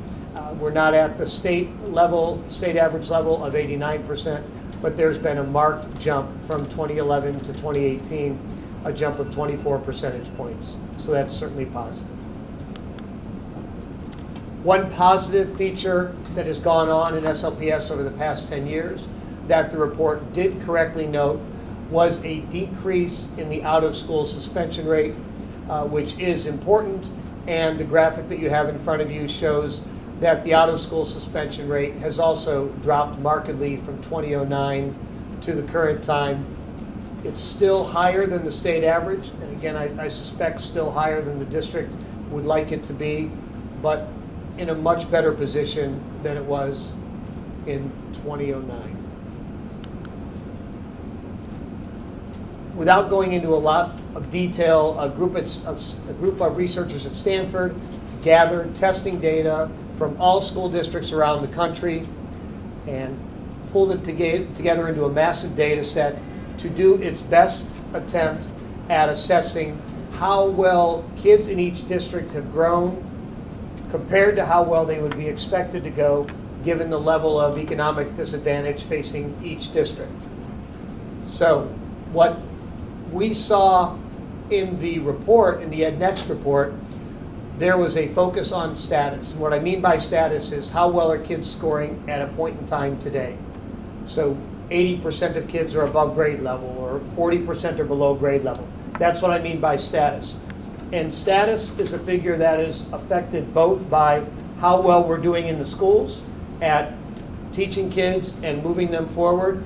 And status is also influenced by how ready I was to learn when I entered school, or what sort of economic disadvantages am I dealing with. So what the report suggested is that our students are falling behind grade level, and then the report picked out a couple of cities where students weren't falling behind grade level. But what that messy picture shows is that essentially the relationship between socioeconomic status and scores in SLPS look like the relationship looks in districts across the country. We would argue focusing on point-in-time scores is not the right way to focus. They should have been focusing on growth. And what this report did was it provided what it called learning rates, and it essentially asked how each child grew over time. And what they showed is that the St. Louis students, in fact, are learning roughly 1 grade of material per year. It's not fantastic, it's nothing to write home about, but it's also nothing to critique in the way this report critiqued it. We're learning roughly what would be expected, gaining 1 grade level of learning per year. Several large cities with similar demographics have shown improvement. Now, the critics suggested that all these cities showed improvement greater than St. Louis. In fact, St. Louis and these cities were all showing better than expected improvement. And St. Louis faces socioeconomic challenges that are greater than lots of the cities that they chose as comparison cities. The report picked out Chicago, it picked out DC, it picked out New Orleans, and the level of socioeconomic disadvantage is a little more challenging in St. Louis than in those cities. And again, I'll be happy to talk any of those things. And in fact, in a recent report looking at these cities, all of these cities showed signs of increasing educational opportunity. So the districts in the graphic to the right hand of the slide all showed greater than expected learning growth. Washington, D.C. had the highest growth amongst the cities there, and what we saw was Los Angeles and Indianapolis had the lowest growth. St. Louis was somewhere in the middle, but again, the students were growing at an expected or better than expected rate. This is another graphic that shows roughly the same thing. The key point to look at there is the St. Louis students scored 8 percentage points higher compared to similar SES, similar socioeconomic status districts around the country. So and we also saw that this was while St. Louis was facing socioeconomic challenges that were still greater than other cities in the comparison group, just as context. Because we don't want to look at students' test scores in the absence of the context and the challenges that the kids face. And then finally, and I'll go through this very quickly, I know it's been a long meeting, the EdNext conclusions drawn from the Missouri testing results are just not clearly connected to the data. The Opportunity Gap report claims that, there's a claim that the gap between black and white students is increasing relative to the state. I can't look at these data and draw that same conclusion. We do have a troubling gap between students of different racial groups, but the claim that it's grown and gotten much worse over time just doesn't stand up in the data, as best as we can tell, in either 8th grade or in math or in 3rd grade reading or any of the ones in between. So very quickly, to wrap it up, what the report found was, number one, they finished with some pretty harsh conclusions. They argued that Missouri has lowered its standards, and even within these lowered standards, SLPS is struggling. There's no clear evidence that Missouri has lowered its standards. Missouri still has in the upper half of standards, according to a lot of experts around the country. The tests are reasonably challenging in Missouri, is what the analyses suggest. So there's no real story there about lowered standards. The report claimed that the opportunity gap between black and white students is growing. Again, we cannot find any evidence of that in the data. There's certainly a troubling and persistent achievement gap, but the claim that it's been extremely growing over the past 10 years just doesn't hold up. The report did find, truthfully, that school discipline had gone in the right direction, and as we dug into it, we corroborated that. The report argued that accreditation is one measure and it should not be the only goal. We certainly agree with that, and we don't imagine any of you on the board think that simply looking at your APR score is all you want to do. APR is one measure. It's worth looking at, but I imagine what the board and most parents care about is how well are kids moving along each year? Do they feel safe at school? Are they learning? And the APR is just one measure. Finally, the report concludes after 10 years of state control, children are no better off on average than they were before the state takeover, and marginalized children, black and low-income children, are worse off.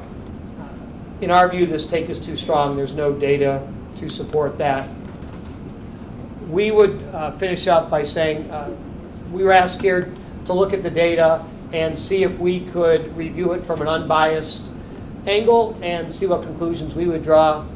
We support the idea of data transparency. We think this is a good idea that EdNext STL was digging into the data and trying to figure out if we're doing our job, if the district is doing its job. We think that here, our take is to try and figure out the extent to which these claims were accurate. This analysis, from our perspective, is not an attempt to do a comprehensive analysis of SLPS over the past 10 to 15 years. Rather, it's a review of what we saw in front of us. We think it would be worthwhile to dig in for a group, and we'd be happy to do that, to dig in and look at the growth data year after year after year and see how we're doing. We think growth data is what we need to be digging into. We agree with the broad goal of the EdNext group of reanalyzing the data and not simply relying on one overall figure.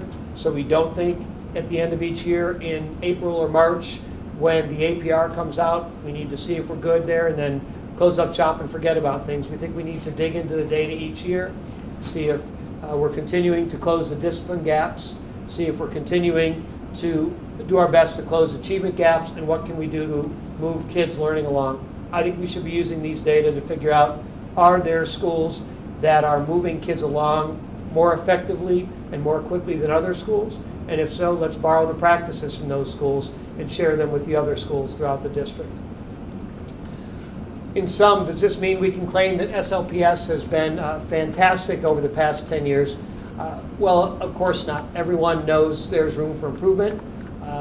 And some of the data shared in this report might provide some helpful ideas, but we don't believe that the report presented by EdNext STL provides a fair and comprehensive analysis of what's going on. And that's where I'd like to stop and answer any questions if you have any.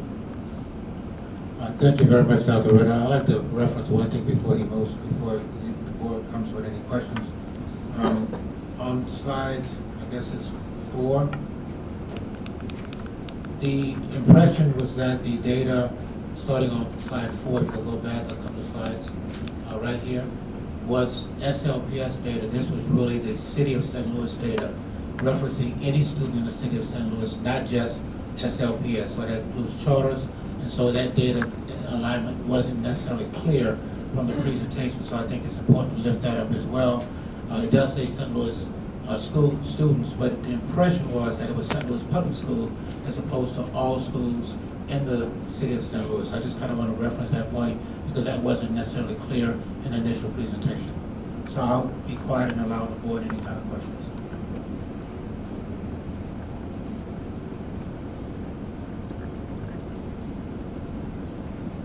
Good evening. I have a ton of questions, and I'm going to reserve them for another time. I got this report this evening, and so I haven't fully digested it yet, and so I wonder if you're available for further conversation around this. At any time, yes, of course. And the reason I apologize, we didn't get it to you earlier. Dr. Ritter and his team was doing final touches on it until about 2 o'clock today, and that's what we made comments and provided to you, and that's the reason why I did not come in prior to that time. And this is independent data, it's not really our report, it's his report.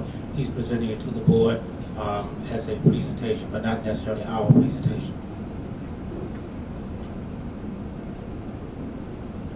So you stated that one thing that stuck out to me was that on average, I think you said on average, that every student is moving the expected grade level every year.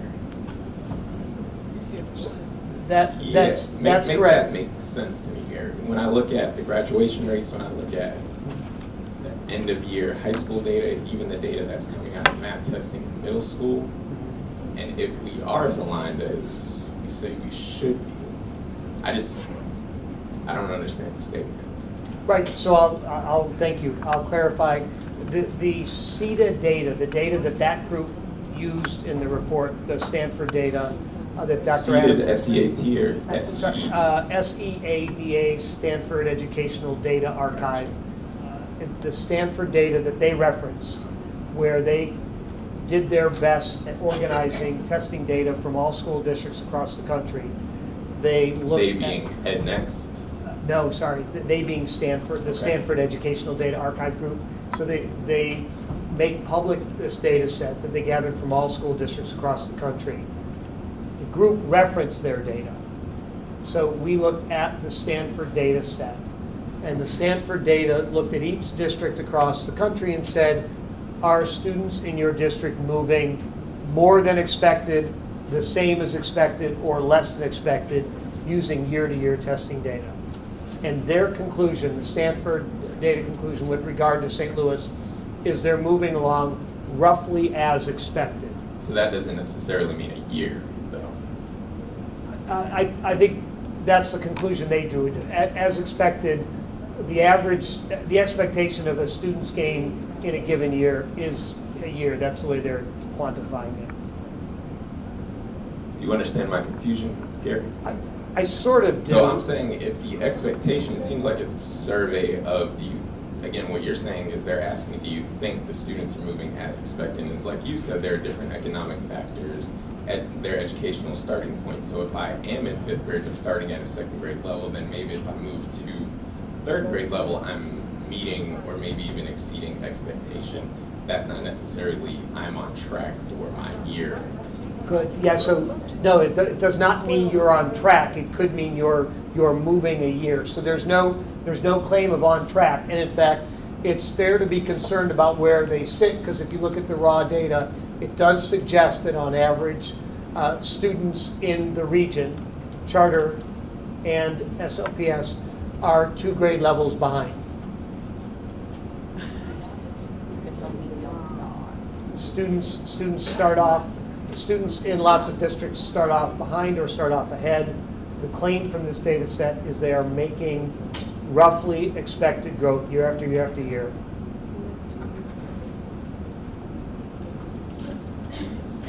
So it seems like the claims made by EdNext were based on achievement data and set to achievement data standards, so probably direct correlations to testing, and this Stanford So their claims data are based set on is these. more on anecdote. No, they're all based on the test scores. Everything that these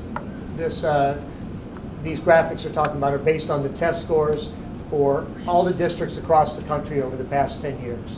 And they're looking at aggregate test scores in each district, and then looking at how much they're moving, how much they're changing each year. And so that the best estimate, and some school districts on average start a grade or 2 or 3 behind. And some school districts on average start a grade or 2 or 3 ahead. And then you can look year after year after year, and where do they remain? If we started a year behind and within a couple of years we were at grade level, we would have made better than expected growth. If we started 2 years behind and stayed 2 years behind, we would have made, I suspect, what they're calling expected growth, staying where you started. Does that make any sense? It does make sense, but I don't think it accounts for where students are supposed to be, only where they are. So I understand growth is an important measure, and it does factor into EBSIT, and we do look at growth in terms of overall district achievement.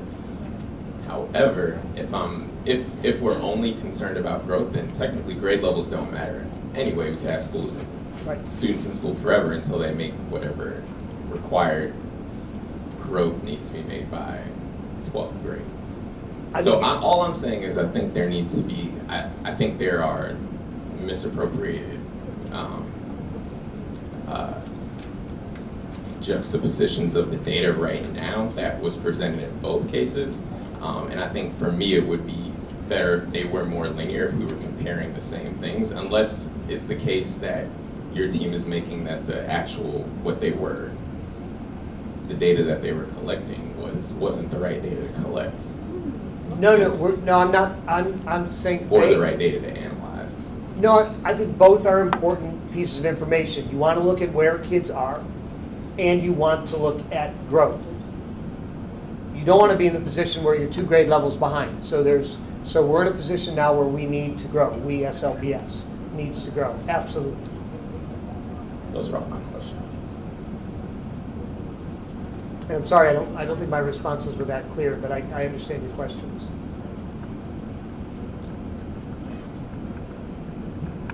Any other questions at this time? Thank you for doing this review. Yep. Thanks.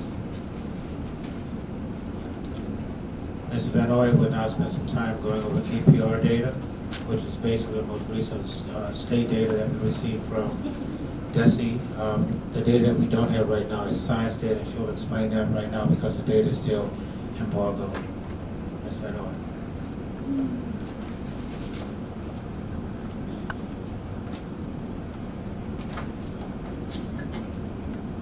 Good evening.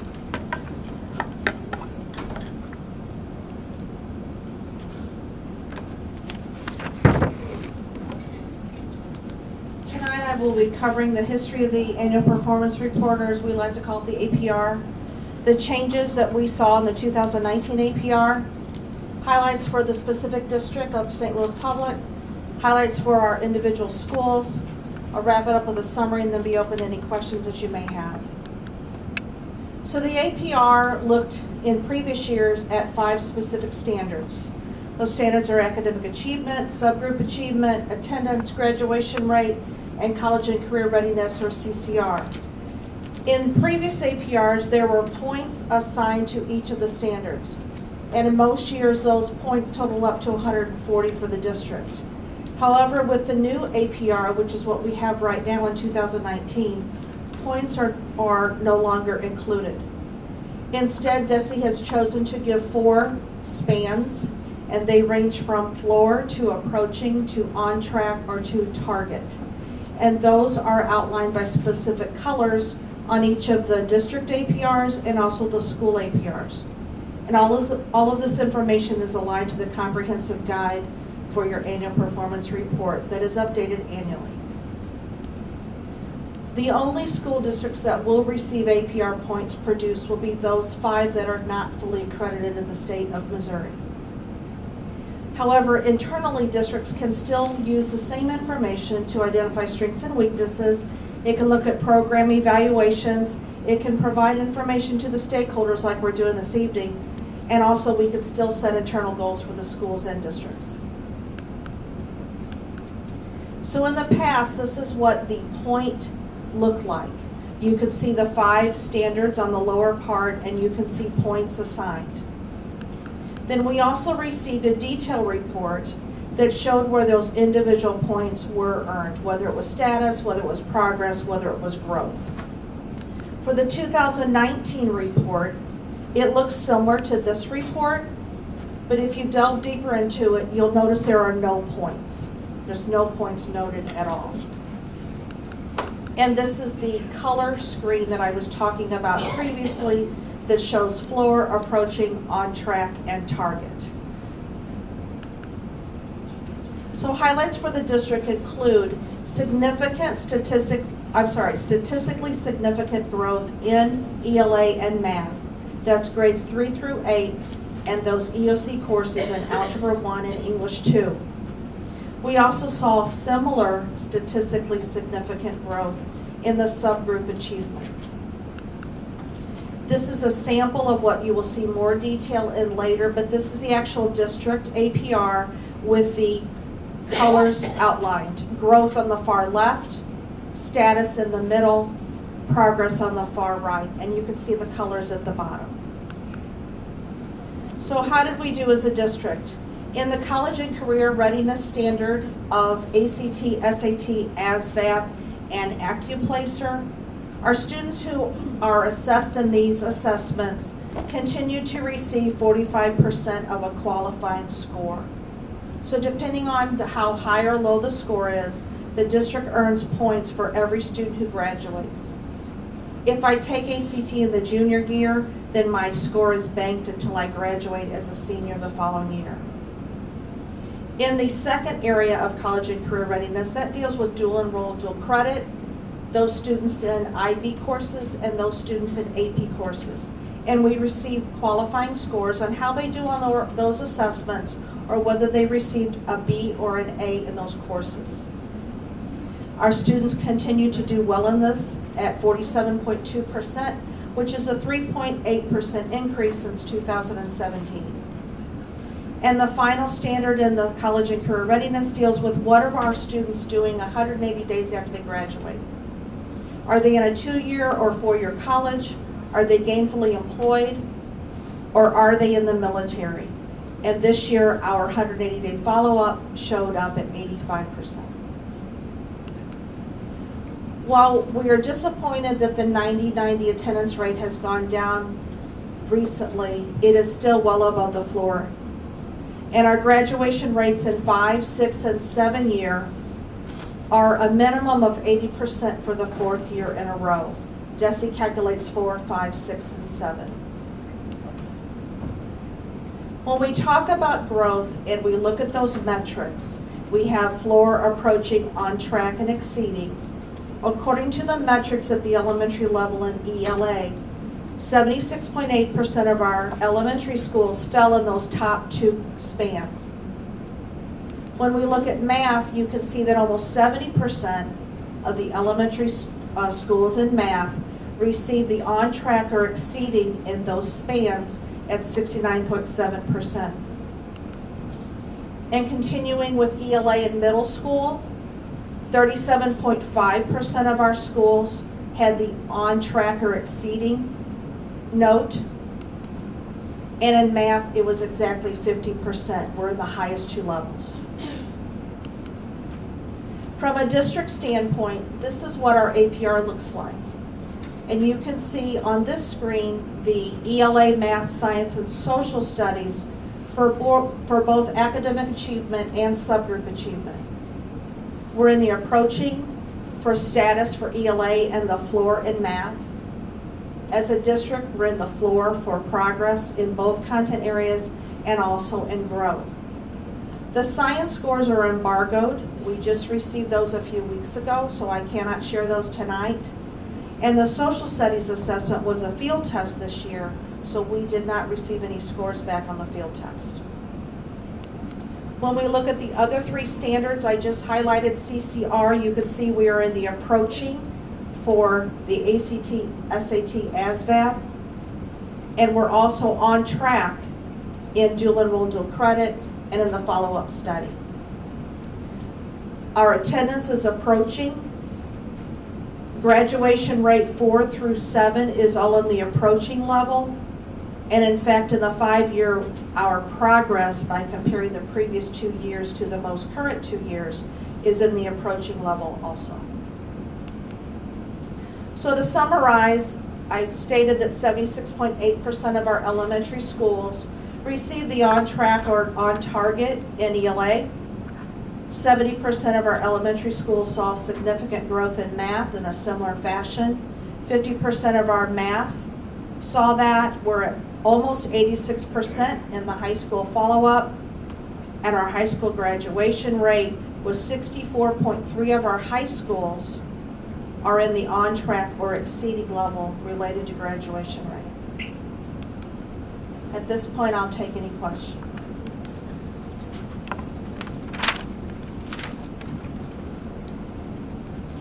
I have a question about the growth being labeled as floor based on,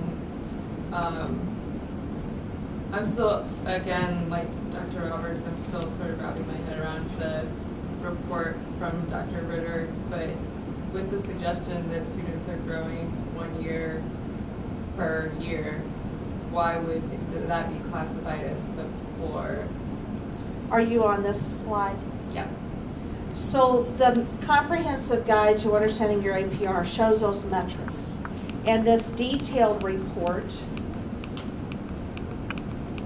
that I showed here, if you have a specific NCE score that it's within the 50% range on the norm curve equivalent, then you have an S behind your number on this specific report.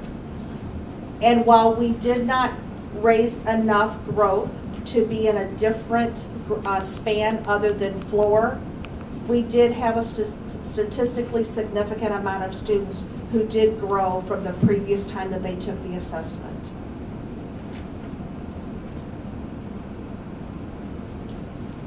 This is more of a global report. Yes, ma'am. Is there any fine tuning that can be done to this so that we have a comparison over time?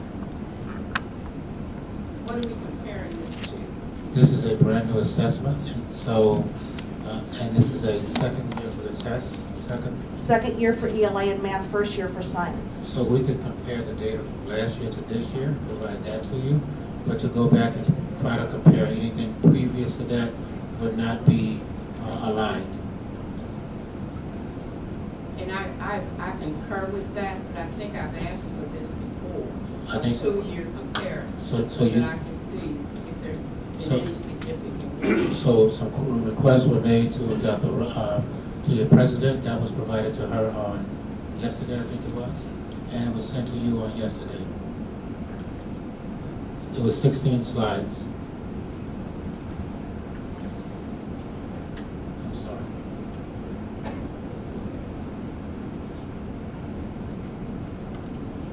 And that presentation, Dr. Roberts, has exactly what you're looking for, year by year by year by year. It does. It's a chart that shows, you asked for it in charts, and so there were several questions. One was relative to the academic data, one was relative to college and career information, and one was relative to financing.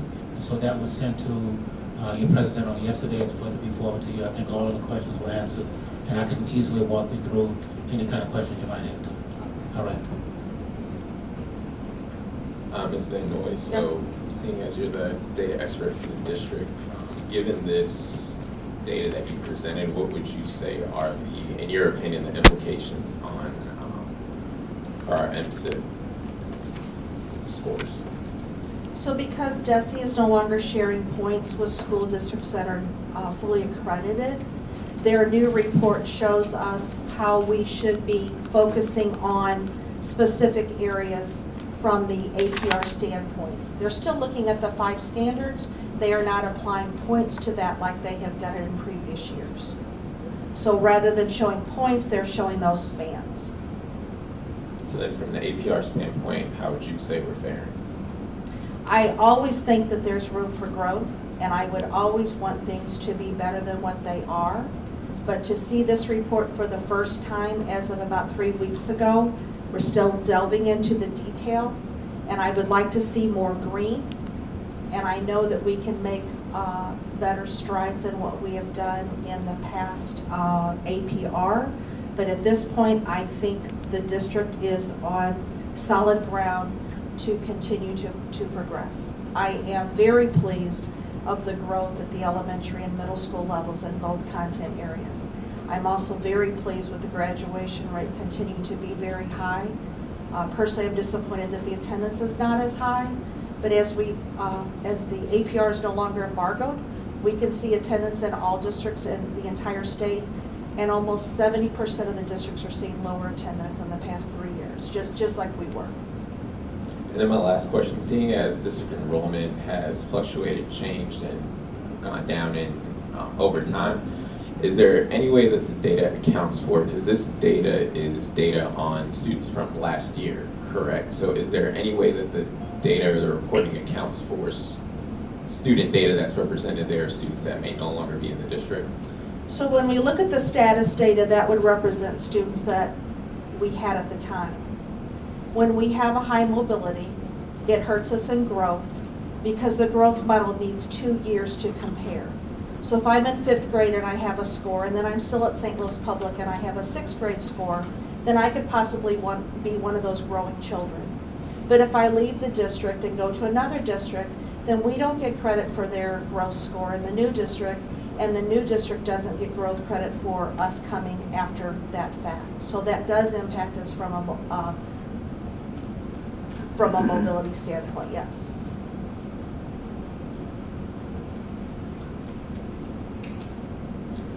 What are we using in place of points to determine our move toward accreditation? At this point, the accreditation is not impacted by anything on this annual performance report. It will only impact those 5 that are not fully accredited. So what we need to do is look at the colors that are on the screen and make sure that we have as many yellow and green and possibly blue as we could have, and pull away from the floor when it looks at progress.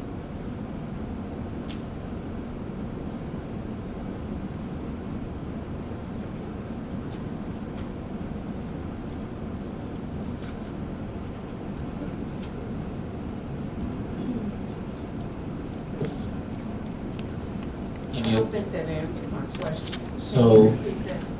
So I think, let me try to provide a little bit of clarity. I think I understand Dr. Roberts' question. It is a sea change from points to what the state is providing now. What the state has said to us is that they will not be looking at changing any accreditation status over the next 2 years until such time that this can be, what's the best word I want to use? Stabilized? Thank you. That this can be stabilized across the entire state. So they're not necessarily holding districts harmless, and they're not walking away from accreditation.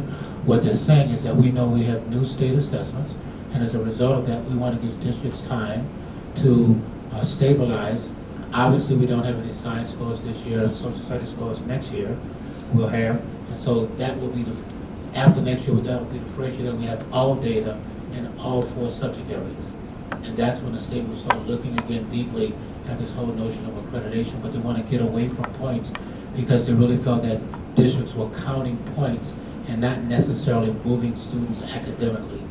And so I don't want to call it a game, but it meant that districts would really be mindful of how they got to a certain point level, but we're not necessarily moving all students as it relates to this equity issue as well. So it's a real dilemma, I think. Not dilemma is the wrong word. I think it's a real challenge for all of us to get ready for the new state assessments and what they look like and what they mean. And so we're still wrapping our heads around it as well because it's 3 to 4 weeks old for us to understand as well. So at this point in time, and I think Mr. Lane's question is, where we are on accreditation, the district is still fully accredited. No status and change, no change in status at this point in time, and likely no change in status next year. The following years, when the state is going to do a deeper dive, looking at all districts that relate to this new model that they're looking at.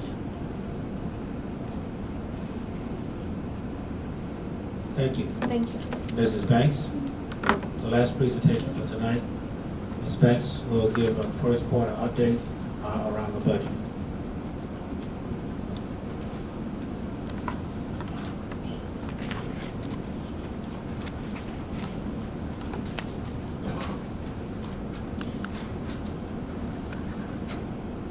Good evening. I'll remind you of our financial objectives, noting the 5 Transformation Plan 3.0 pillars where we focus our planning and spending.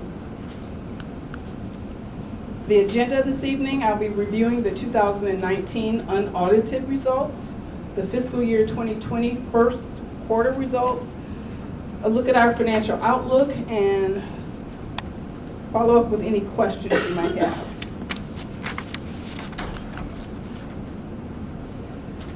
We have 5 fund categories, of course, GOB, or general operating budget, federal, food service, debt, and our trust funds, which include donations and local grants. You'll note that the total revenue percentage for the fiscal year came in almost exactly as budgeted, although not all in the same categories. Our total expenditures were appropriately 4.5% or $17 million less than budgeted. We certainly like to have better alignment between our expenditures and our budget in the specific categories for both revenue and expenditures. Of course, we're always working on better planning and execution. But this shows all 4 quarters for fiscal year 2019, all funds. Here's a breakdown of our general operating budget for fiscal year 19 by category. Our revenue totals are in the first row. We came in at about 102% or 5.8% higher revenues as compared to budget. Local revenues really made up the increase, which was primarily, we had a $3.2 million TIF surplus, an additional $1 million in interest income, and $600K additional in building sales. Our total expenditures came in at 96.4% of budget. It's about 11% less than budgeted, lower in all categories except for benefits. Of course, more detail is available in the fiscal year 2020 budget book and on the monthly financials that both are posted on the website. As far as fiscal year 2020 is concerned, we have those same 5 fund categories. You can see that GOB is budgeted less than the prior year at $299 million for both revenue and expenditures. Our federal funds are budgeted higher due to additional comprehensive SIG and title funding.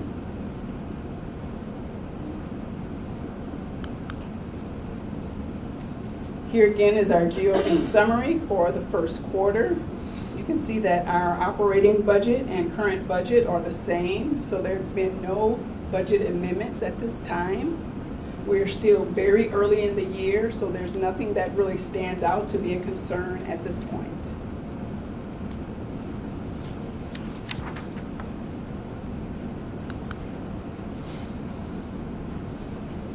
Based on the tax levy and assessed valuations, we anticipate in fiscal year 2020, the current year, that our tax revenues will increase by about $5 million. Therefore, a budget amendment will likely occur in the second semester. When we look at the results from fiscal year 2019, the preliminary results have our unrestricted fund balance at 28.25% or at $97.6 million, which represents a little less than 3.5 months of average expenditures, of which payroll is the largest percentage at about $20 million per month.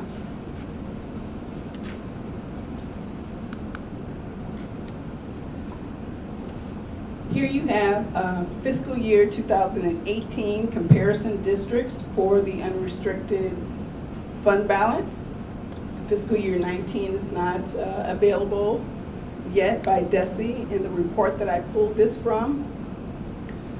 So I just selected several districts, several Missouri districts, And you can see I sorted those from the lowest unrestricted fund balance to the highest. I would anticipate that in fiscal year 2019, there will be some movement in the rankings of these particular districts.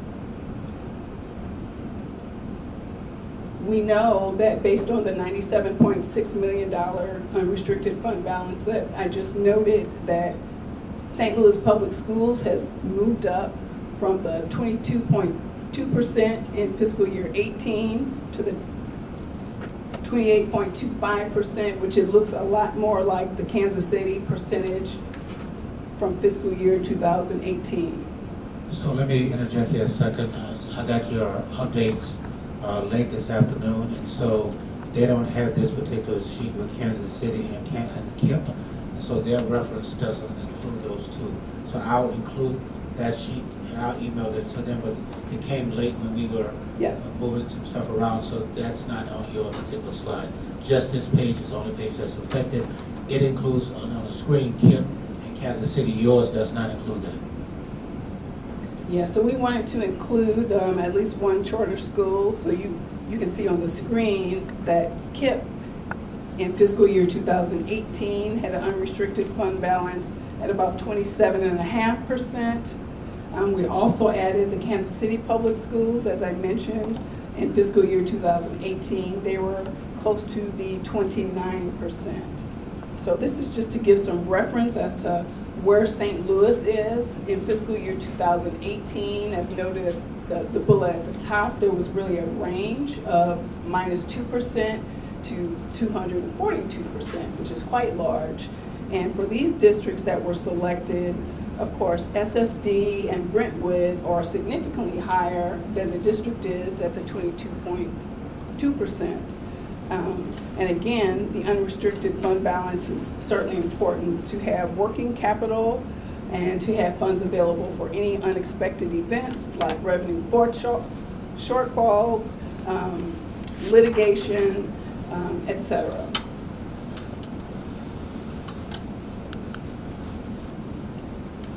So here is a 5-year GOB-only projection of the annual surplus and ending fund balance. And you'll note that in 2019, last year, you see that there's an 82% ending fund balance. And on the prior screen, we noted the 97.6 unrestricted fund balance. So GOB represents about 84% of the district's unrestricted fund balance. Of course, there are many assumptions that are made as we make these projections, because this is looking out until fiscal year 2023. Obviously, there are assumptions on revenue growth, salary and benefit increases, charter and student enrollment, which would impact our staffing, obviously, much needed repairs and maintenance. How much will GOB need to spend if we don't have another bond issue for capital improvements? So there are a lot of assumptions here that were made. But based on the assumptions that were made for this model, you can see that the surplus and fund balance can erode very quickly, as shown in the picture. So that really concludes the data, and I'd be willing to take any questions that you may have.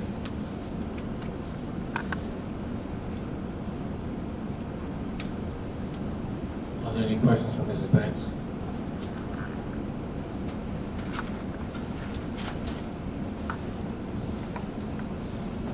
Thank you.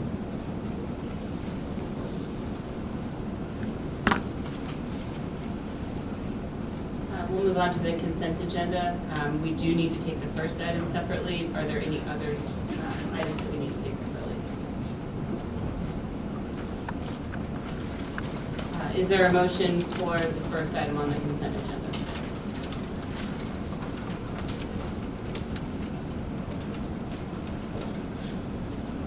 I move that we accept item 11, 12, 19, 01. Is there a second? Second. Any discussion on this item? Ms. Lewis? Ms. Jones? Yes. Ms. Jones? Yes. Ms. Miller, Abstain? Dr. Roberts. Yes. Mrs. Bowers. Yes. Mrs. Rose Powell. Abstain for conflict of interest. Motion has passed. Is there a motion for the remaining items, and please include the item numbers in your motion. I move that we accept the consent agenda with items 11, 12, 19, 02 through, Would you make it 9 since we have a new item? yeah, I was gonna say, through 11, 12, 19, 09. Second? Any discussion or questions? Ms. Lewis? Mrs. Fitzgerald. Yes. Ms. Fitzgerald. Yes. Mr. Lang. Yes. Ms. Miller. Yes. Dr. Roberts. Yes. Mrs. Bowers. Yes. Mrs. Rose Powell. Yes. Motion has passed. Is there a motion for the last item?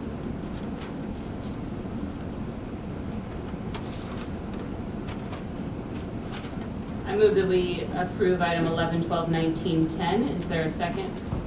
Second. Any discussion or questions? This is a new item tonight, so we have not had the opportunity to explore this in a work session, so if you have questions, now would be the appropriate time. So I have a question. So the counseling services, in the amount of $750,000, which portion of our budget would that be coming from? Would that just be from the GOB, or do we have designated funds? Title IV funding that we have that we have to spend by June 30th, 2020. We received those dollars last year. We spent a portion last school year, and we have to spend those dollars by the 20th. We put out 2 RFPs, one in July. Only 2 vendors applied.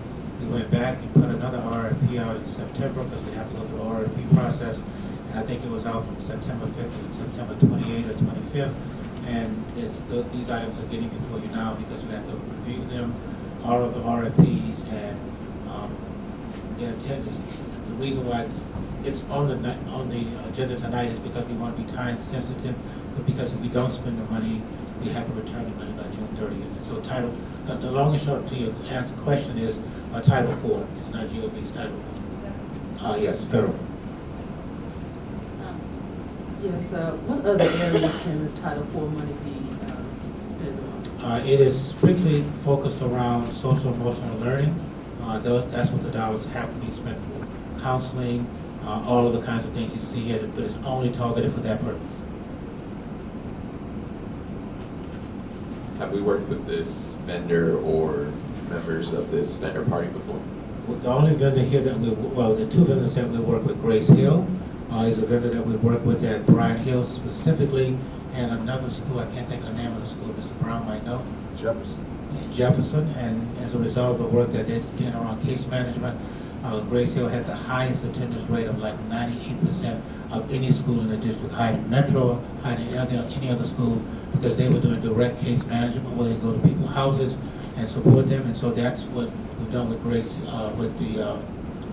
Grace Hill. The second was Ajama, I can't think of the last name, worked with us for 2 or 3 months last school year, and I sent you a report to indicate that the attendance, at least this one, decreased by 4% at the two or three schools that they were working in. The other 2 vendors we have not worked with before, so these are brand new vendors for the other 2. Every single school, if I'm correct, will be receiving some services as a result of the $750,000, and I'm providing you a report to show what schools and when the services were sought. Title I schools will not. Sorry? Title I schools. Title I schools, I apologize, Title I schools.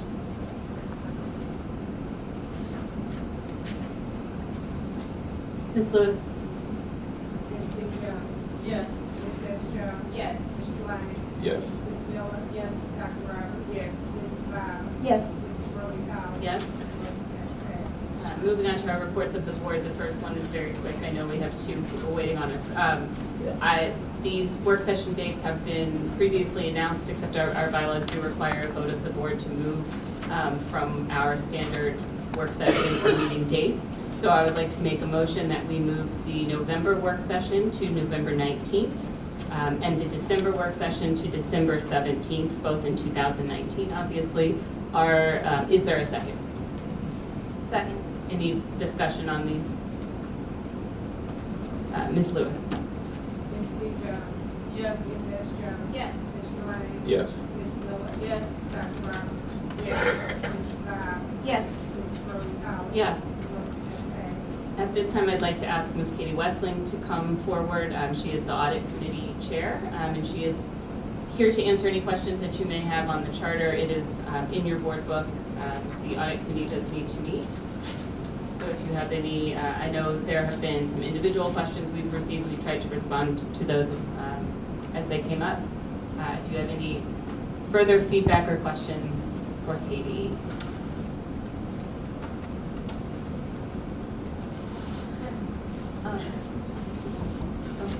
I just wanted to say it looks good. It looks like some good housekeeping, and thank you for your work on this. Anything else? Is there, sorry, Dr. Robinson. On the backside, Katie, under authority, and I think this is a question that I had earlier, where the audit committee has authority to conduct, is that with prior approval of the whole board? To conduct authorization and authorize investigations, is that what you mean? Under authority. Ms. Westling, can you turn on your mic? Thank you. Is it on now? It is. Okay, okay. Yes, to conduct and authorize investigations. Yes. That's not the way it's written right now. You know, the purpose of the committee is to be an arm of the board, to do things so that the board has less on your plate and we can find information out for you so that you can make decisions with it. It's just standard language in there, but you all, it's your charter, so you can have it written however you like. Are you, Donna, are you speaking on the same, no, Donna also, so. On authority, okay, go ahead. Yeah, well, my question is, I was interested in knowing, it states here that you utilize the public accounting firm external auditor that has been appointed by the mayor.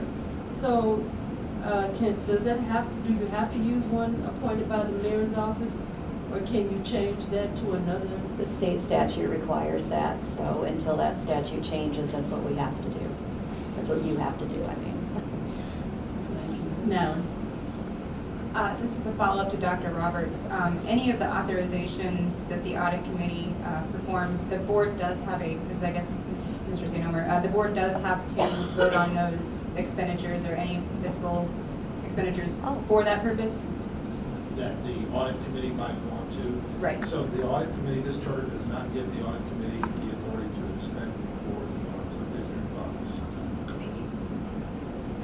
So, you know, hearing Dr. Roberts, I would like to say that I think for the audit committee to have some authority of its own is very important. So we want to make sure that in the event there is corruption within the district or mismanagement of fiscal operations, I think it would be important for the committee to be able to expose that. So to that end, I think having the board outline every specific thing may actually not get us to the end that we want, so just propose that as consideration.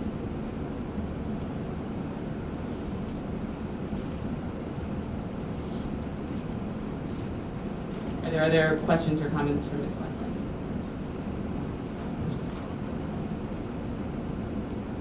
Is there a motion to approve this charter? Approve the audit committee charter. Any further discussion on this document? Ms. Lewis? Ms. Goodjob? Yes. Ms. Asher? Yes. Mr. Lang? Yes. Ms. Miller? Yes. Dr. Roberts? Yes. Mrs. Lau? Yes. Mr. Rose-Howard? Yes. Motion has passed. Thank you for your work on this. We look forward to hearing from the committee, and I appreciate you being here tonight to take our concerns. Thank you. We'll get to work, and I believe we'll be back in December. Yes, thank you. So moving along, our legislative agenda is next on the tonight's agenda. So Mr. Carroll is here, if you don't mind, Mr. Carroll. So we, at our October work session, we were presented with the draft of this. We had a quite lengthy discussion on the legislative agenda. So there were some changes and additions made since that time. Are there any further items you'd like to bring to the attention of Mr. Carroll or to the board? Hi, Mr. Carroll. I'd like to follow up on a question that was posed by a parent in the audience. I think it was regarding the funding level for charter and versus St. Louis Public Schools. Are Okay. you aware of that? I wasn't in the room, I think, when that was. So is your question about adding or changing something on the legislative agenda? I'll talk to you. Okay. I'll try to get with you later, Dr. Roberts, to see. Anything on the legislative agenda that we have here for us tonight? Is there a motion to approve? I move that we approve the 2020 SLPS legislative agenda. Second?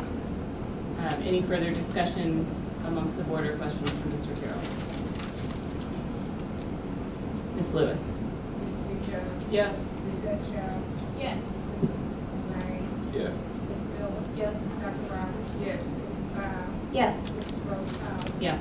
Motion So thank you again for your work on it and coming to 2 meetings here to discuss with us. We really appreciate it. Thank you very much. At this time, we have the resolution for student health and safety. I'll turn it over to Susan. She's taken the lead on this.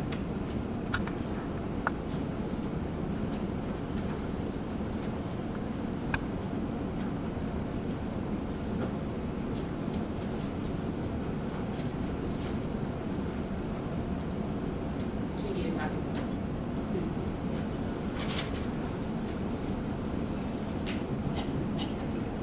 I'd like to make the motion that we accept the resolution on student health and safety. Is there a second? Second. Any questions, comments, additions, subtractions? This, again, was on the work session agenda, so we've kind of discussed this several times now with the opportunity to provide feedback. Is there anything additional at this time? Ms. Lewis? Ms. Brown? Yes. Ms. Estrella? Yes. Mr. Lang? Yes. Ms. Miller? Yes. Dr. Roberts? Yes. Mrs. Brown? Yes. Mrs. Rose Powell? Yes? Motion is So we also have a draft bylaw for consideration for a student representative. Natalie, would you? Yes. I move that we approve the proposed bylaw for, I guess, for including a student representative. It would be, I think, board bylaw 9113, if I'm correct.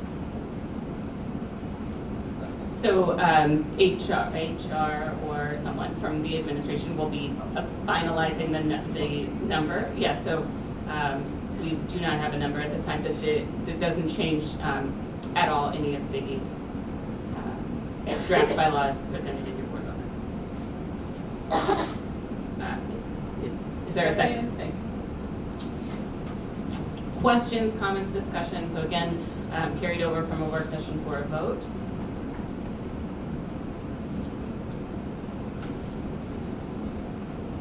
Ms. Lewis? Ms. Brown? Yes. Ms. Estrella? Yes. Mr. Lang? Yes. Ms. Miller? Yes. Dr. Roberts? Yes. Mrs. Brown? Yes. Mrs. Rose Powell? Yes. Motion carries. Committee update, so Tracy. Yeah, so this is not so much as an update as a, just sort of, I guess, mapping this as like the official commencement of the ad hoc vision and mission committee. So I met with Dr. Adams and Mr. St. Omer on the 16th of October to discuss structure and process. It'll be likely a 7-person committee, including myself. The board president is a member of all ad hoc committees. A marketing staff representative, I'll be asking Ms. Lori Willis, a teacher representative, and likely nominated by Local 420, and nominees from the Parent Action Council. And I would ask the board to email me directly with suggestions for other groups that they would like me to consult for the final members of the committee. Are there any questions for Tracy?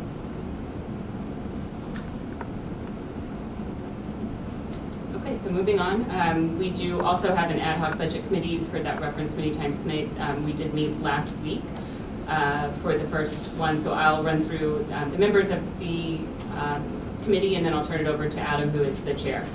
So the members of the Ad Hoc Budget Committee are Dr. Adams, Angie Banks, the district CFO, Ray Cummings, the teacher, Dr. Seal Shahid, the principal at Central VPA, Gloria Nolan, representing the parents, Adam Lane, representing the board, and myself as board president. So, as Dorothy stated, we met last Thursday. I want to start with some thank yous. One, first to Dorothy for both appointing me to the board and then nominating me for the chair position. Thank you to Dr. Adams, Ms. Banks, and the entire finance staff for presenting one which was a pretty comprehensive and detailed budget book, and then learning that that is something that we're looking to improve going forward. And taking steps in that direction is definitely very helpful, but also more so for the openness and willingness to have this committee and be a partner with the community on this. We also got a presentation from members of We Power, I think 3 members in particular, one who's also represented on the committee, detailing out what the list of demands are, the purpose behind it, and adding more information about the We Power Power Builders in a format that was more conversational, where the committee got to ask questions and gain insight as well. Some of the next steps are to have our December meeting. So far, the call to action was to get everyone to send their schedules and availability. I received it from President Brody Collins, thank you. So I'm still waiting on the other, 8 members to send that along, and then once we have that, we will publicize it and post it. And those are public sessions, so we welcome the community to attend. In terms of next steps, so in addition to setting up our next session, all the members were asked what topics they would like to have on the agenda. So some of those topics on that list are equitable funding for schools, principal building level leadership and their involvement in budget, policy changes, the data dashboard, and then the community engagement, public engagement presentations for the community. And I don't think, did we talk about did you mention the goals and vision for the committee? So the document that created the committee does outline the purpose. I did not read those tonight. Okay. Is that what So you're I asking? can- Yeah, you can go ahead. Okay. So yeah, so the purpose of the committee, which has been stated in the past, is just to increase transparency, see how we can come together to make the budget process more transparent, more equitable for our schools, and see just the best way we can do that going forward. Again, not trying to step on any toes or completely overhaul systems, but just make sure that we're thinking about our budget more equitably and more transparently in how we involve our community in those decisions. And that's it. Any questions for Adam or myself regarding the budget? And one more thing that I forgot to mention, we still are looking to fill one community member role there. So we'll be doing that as soon as we can. Yeah, so if you, board members, if you have names, I've gotten a couple from Donna, a couple from Donna regarding the community member. If you have recommendations for that, please send them ASAP so we can have them in place for the next committee meeting.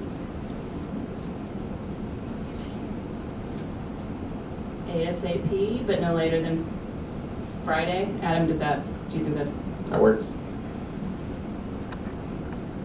Okay, board member reports. I'll start down here, Donna. Do you have a board member report? Natalie? Yes.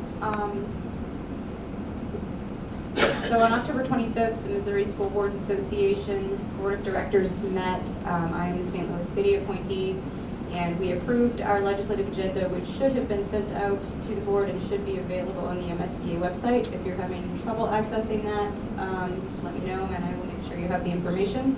It is fairly closely aligned to ours, and obviously MSBA is going to be an ally for whatever we are working on, as well as what we are working on in conjunction with Kansas City, specifically for bringing urban schools into alignment with the rest of the state. Ms. Willis and the social media staff at the district we've run into some snags with merging the two pages. So what we're going to essentially have to do with our Facebook page is dismantle it, which means instead of retaining all of our followers and our our live streams of our meetings, our events, we're going to have to delete those. So if there's any of that content that anybody wants, I'm glad to provide it. In the interest of transparency, we obviously want to keep creating events so that people can share things on Facebook, every time we have a meeting or a work session. That would then fall to the district to do, not our social media committee, which we don't have anymore. But before that is disbanded, I would like you guys to let me know if there's content that you need, if there are hard copies of things that can't be downloaded, like some of the live videos I may have saved locally on my computer. So just send me an email or give me a call or look through it and just say whatever. So I have, as of now, removed all board members as admins except for me, and I have added district staff to that, and that is just a formality. It's not to remove power or control from anybody, but just so that they don't have to go through as many people to change that over. So there is that, and that's kind of been pending for a while, so the sooner we get it done, the better. And I was able to discuss our legislative agenda with Mr. Carroll, who has left. I really appreciate the time that he spent, and Mr. St. Omer as well. So specifically surrounding the support for our equitable taxation, for addressing prevention of homelessness, and maintaining the integrity and stability of our neighborhood schools. So hopefully we might move forward with trying to get something passed through the state, or at least stop the horrible things from happening. So if anybody has suggestions or questions, let me know, and I will be talking to President Libby Collins about further discussions. So that's it for me. Thank you, Dorothy. Several things. It has been a year since I ran to become a member of the St. Louis Public Schools Board of Education. At that time, I ran on transparency, accountability, and community engagement, and that's kind of where I stand. And I'm in support of anything that aligns with that portion of my platform. I also want to share a Council of Great City Schools conference. It's the second opportunity that I've had to engage with them. At this point, I'm serving as a representative for the board, and I'd like to direct your attention to the screen. The Council of Great City Schools, the topic was elevating education, a fresh way forward for urban school districts. We are a dues-paying member of the organization, and they have a wealth of information that aligns with some of the work that has been done by the Missouri School Board Association. It's the only national organization exclusively representing the needs of urban public schools. It's composed of 76 large school districts representing 8.6 million students. Its mission is to promote the cause of urban schools and advocate for any students through legislation, research, and media relations. The organization also provides a network for school districts sharing common problems to exchange information, and school districts across this country have similar problems, just as we have here in St. Louis. As a member of the school district, Dr. Adams and myself serve on the board of directors, and the next conference is in the fall in Dallas, October 14th through the 18th, and I encourage my board members, if their schedules permit, to participate. Conference takeaways. It's imperative that boards understand that their role is of governance and transition away from project management. Student outcomes and focused on performance, what students know and should be able to do is one of our mandates. I've made reference to a manual that for review. It talked about data dashboards essential for community and district transparency, and that we can't move what we can't measure, and so it's important that we adhere to SMART goals.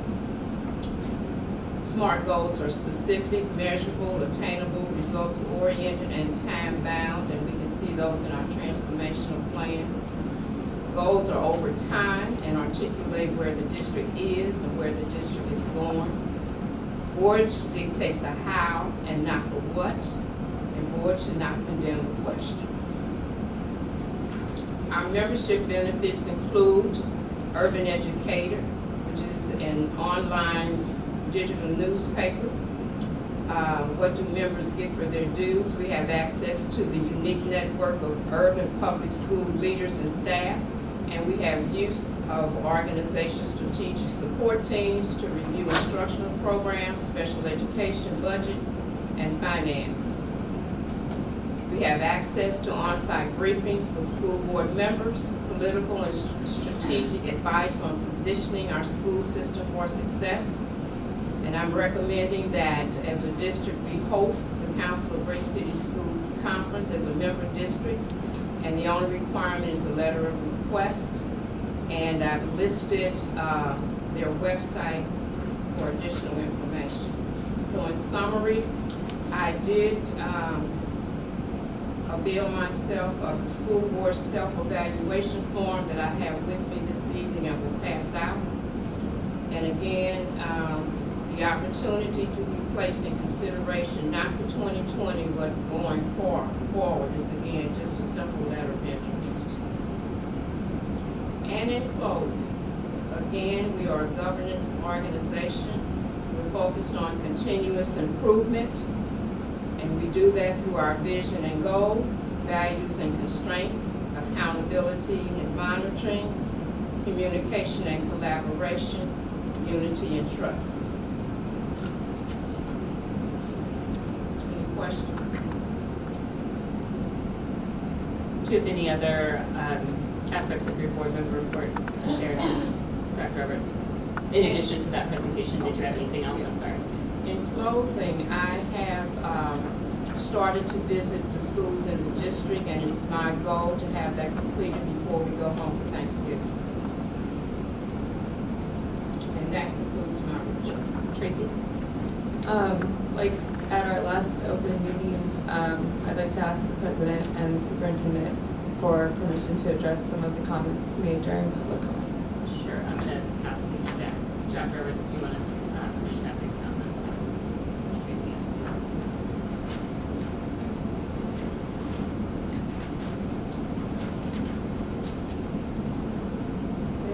All right. So as I mentioned earlier, I'm still processing Dr. Ritter's report.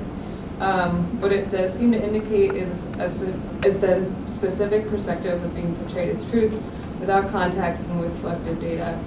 It's notable that I was invited to this event by the same group that evoked my name consistently during public comment tonight and then used it out of context and inaccurately. I'm not suggesting that we not work with better budgets, better schools, or We Power, but I am worried of committing to a group that isn't behaving itself in a transparent or honest way.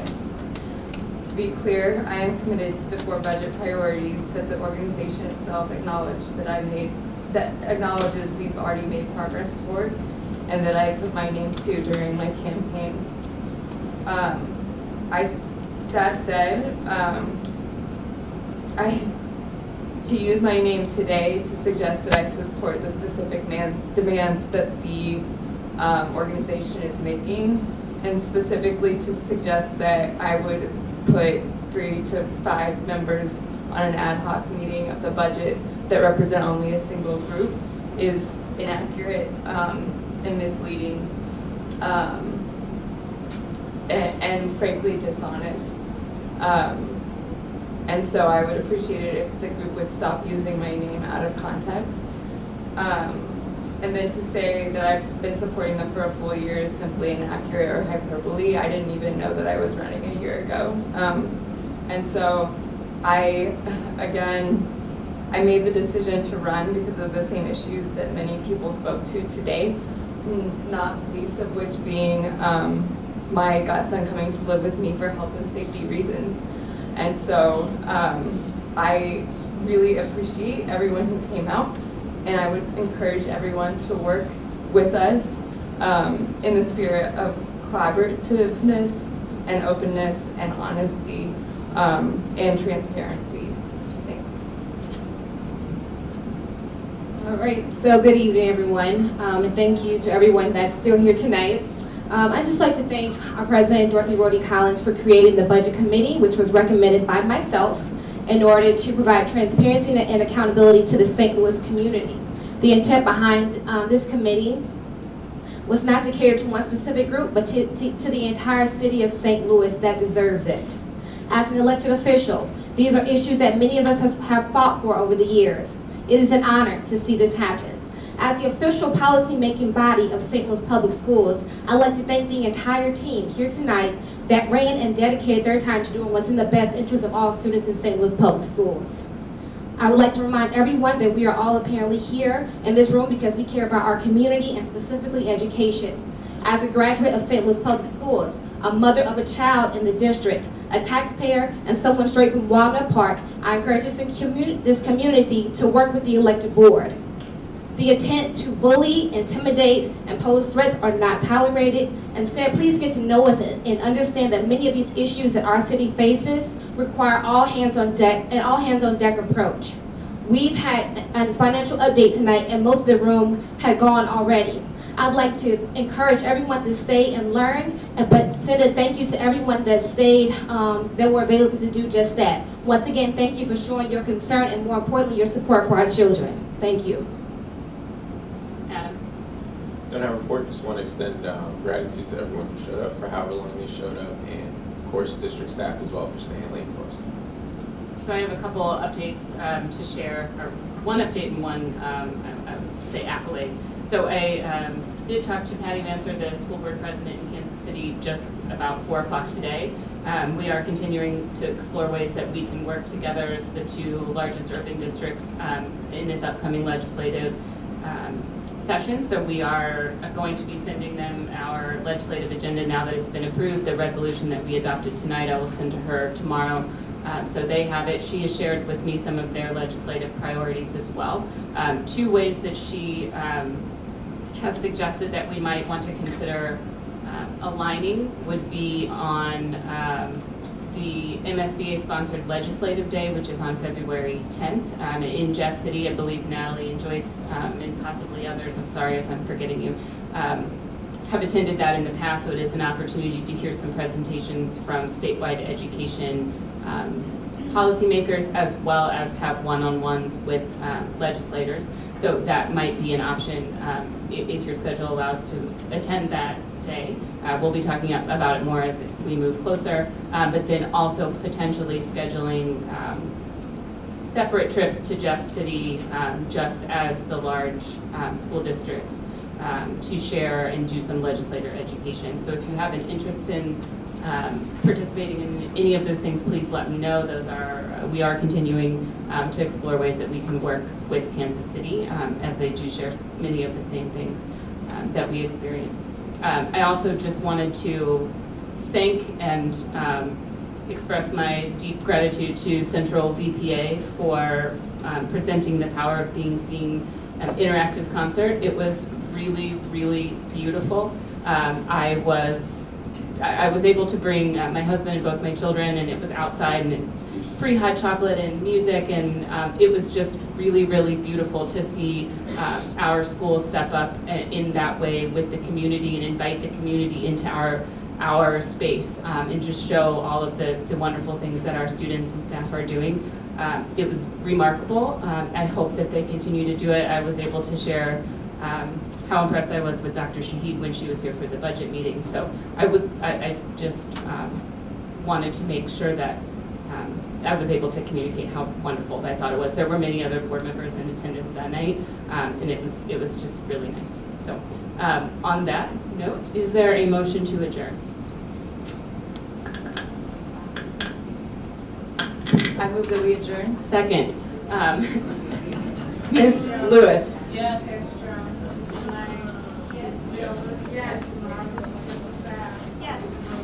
Yes. Board members, please don't forget to do your norms. I have them in front of me.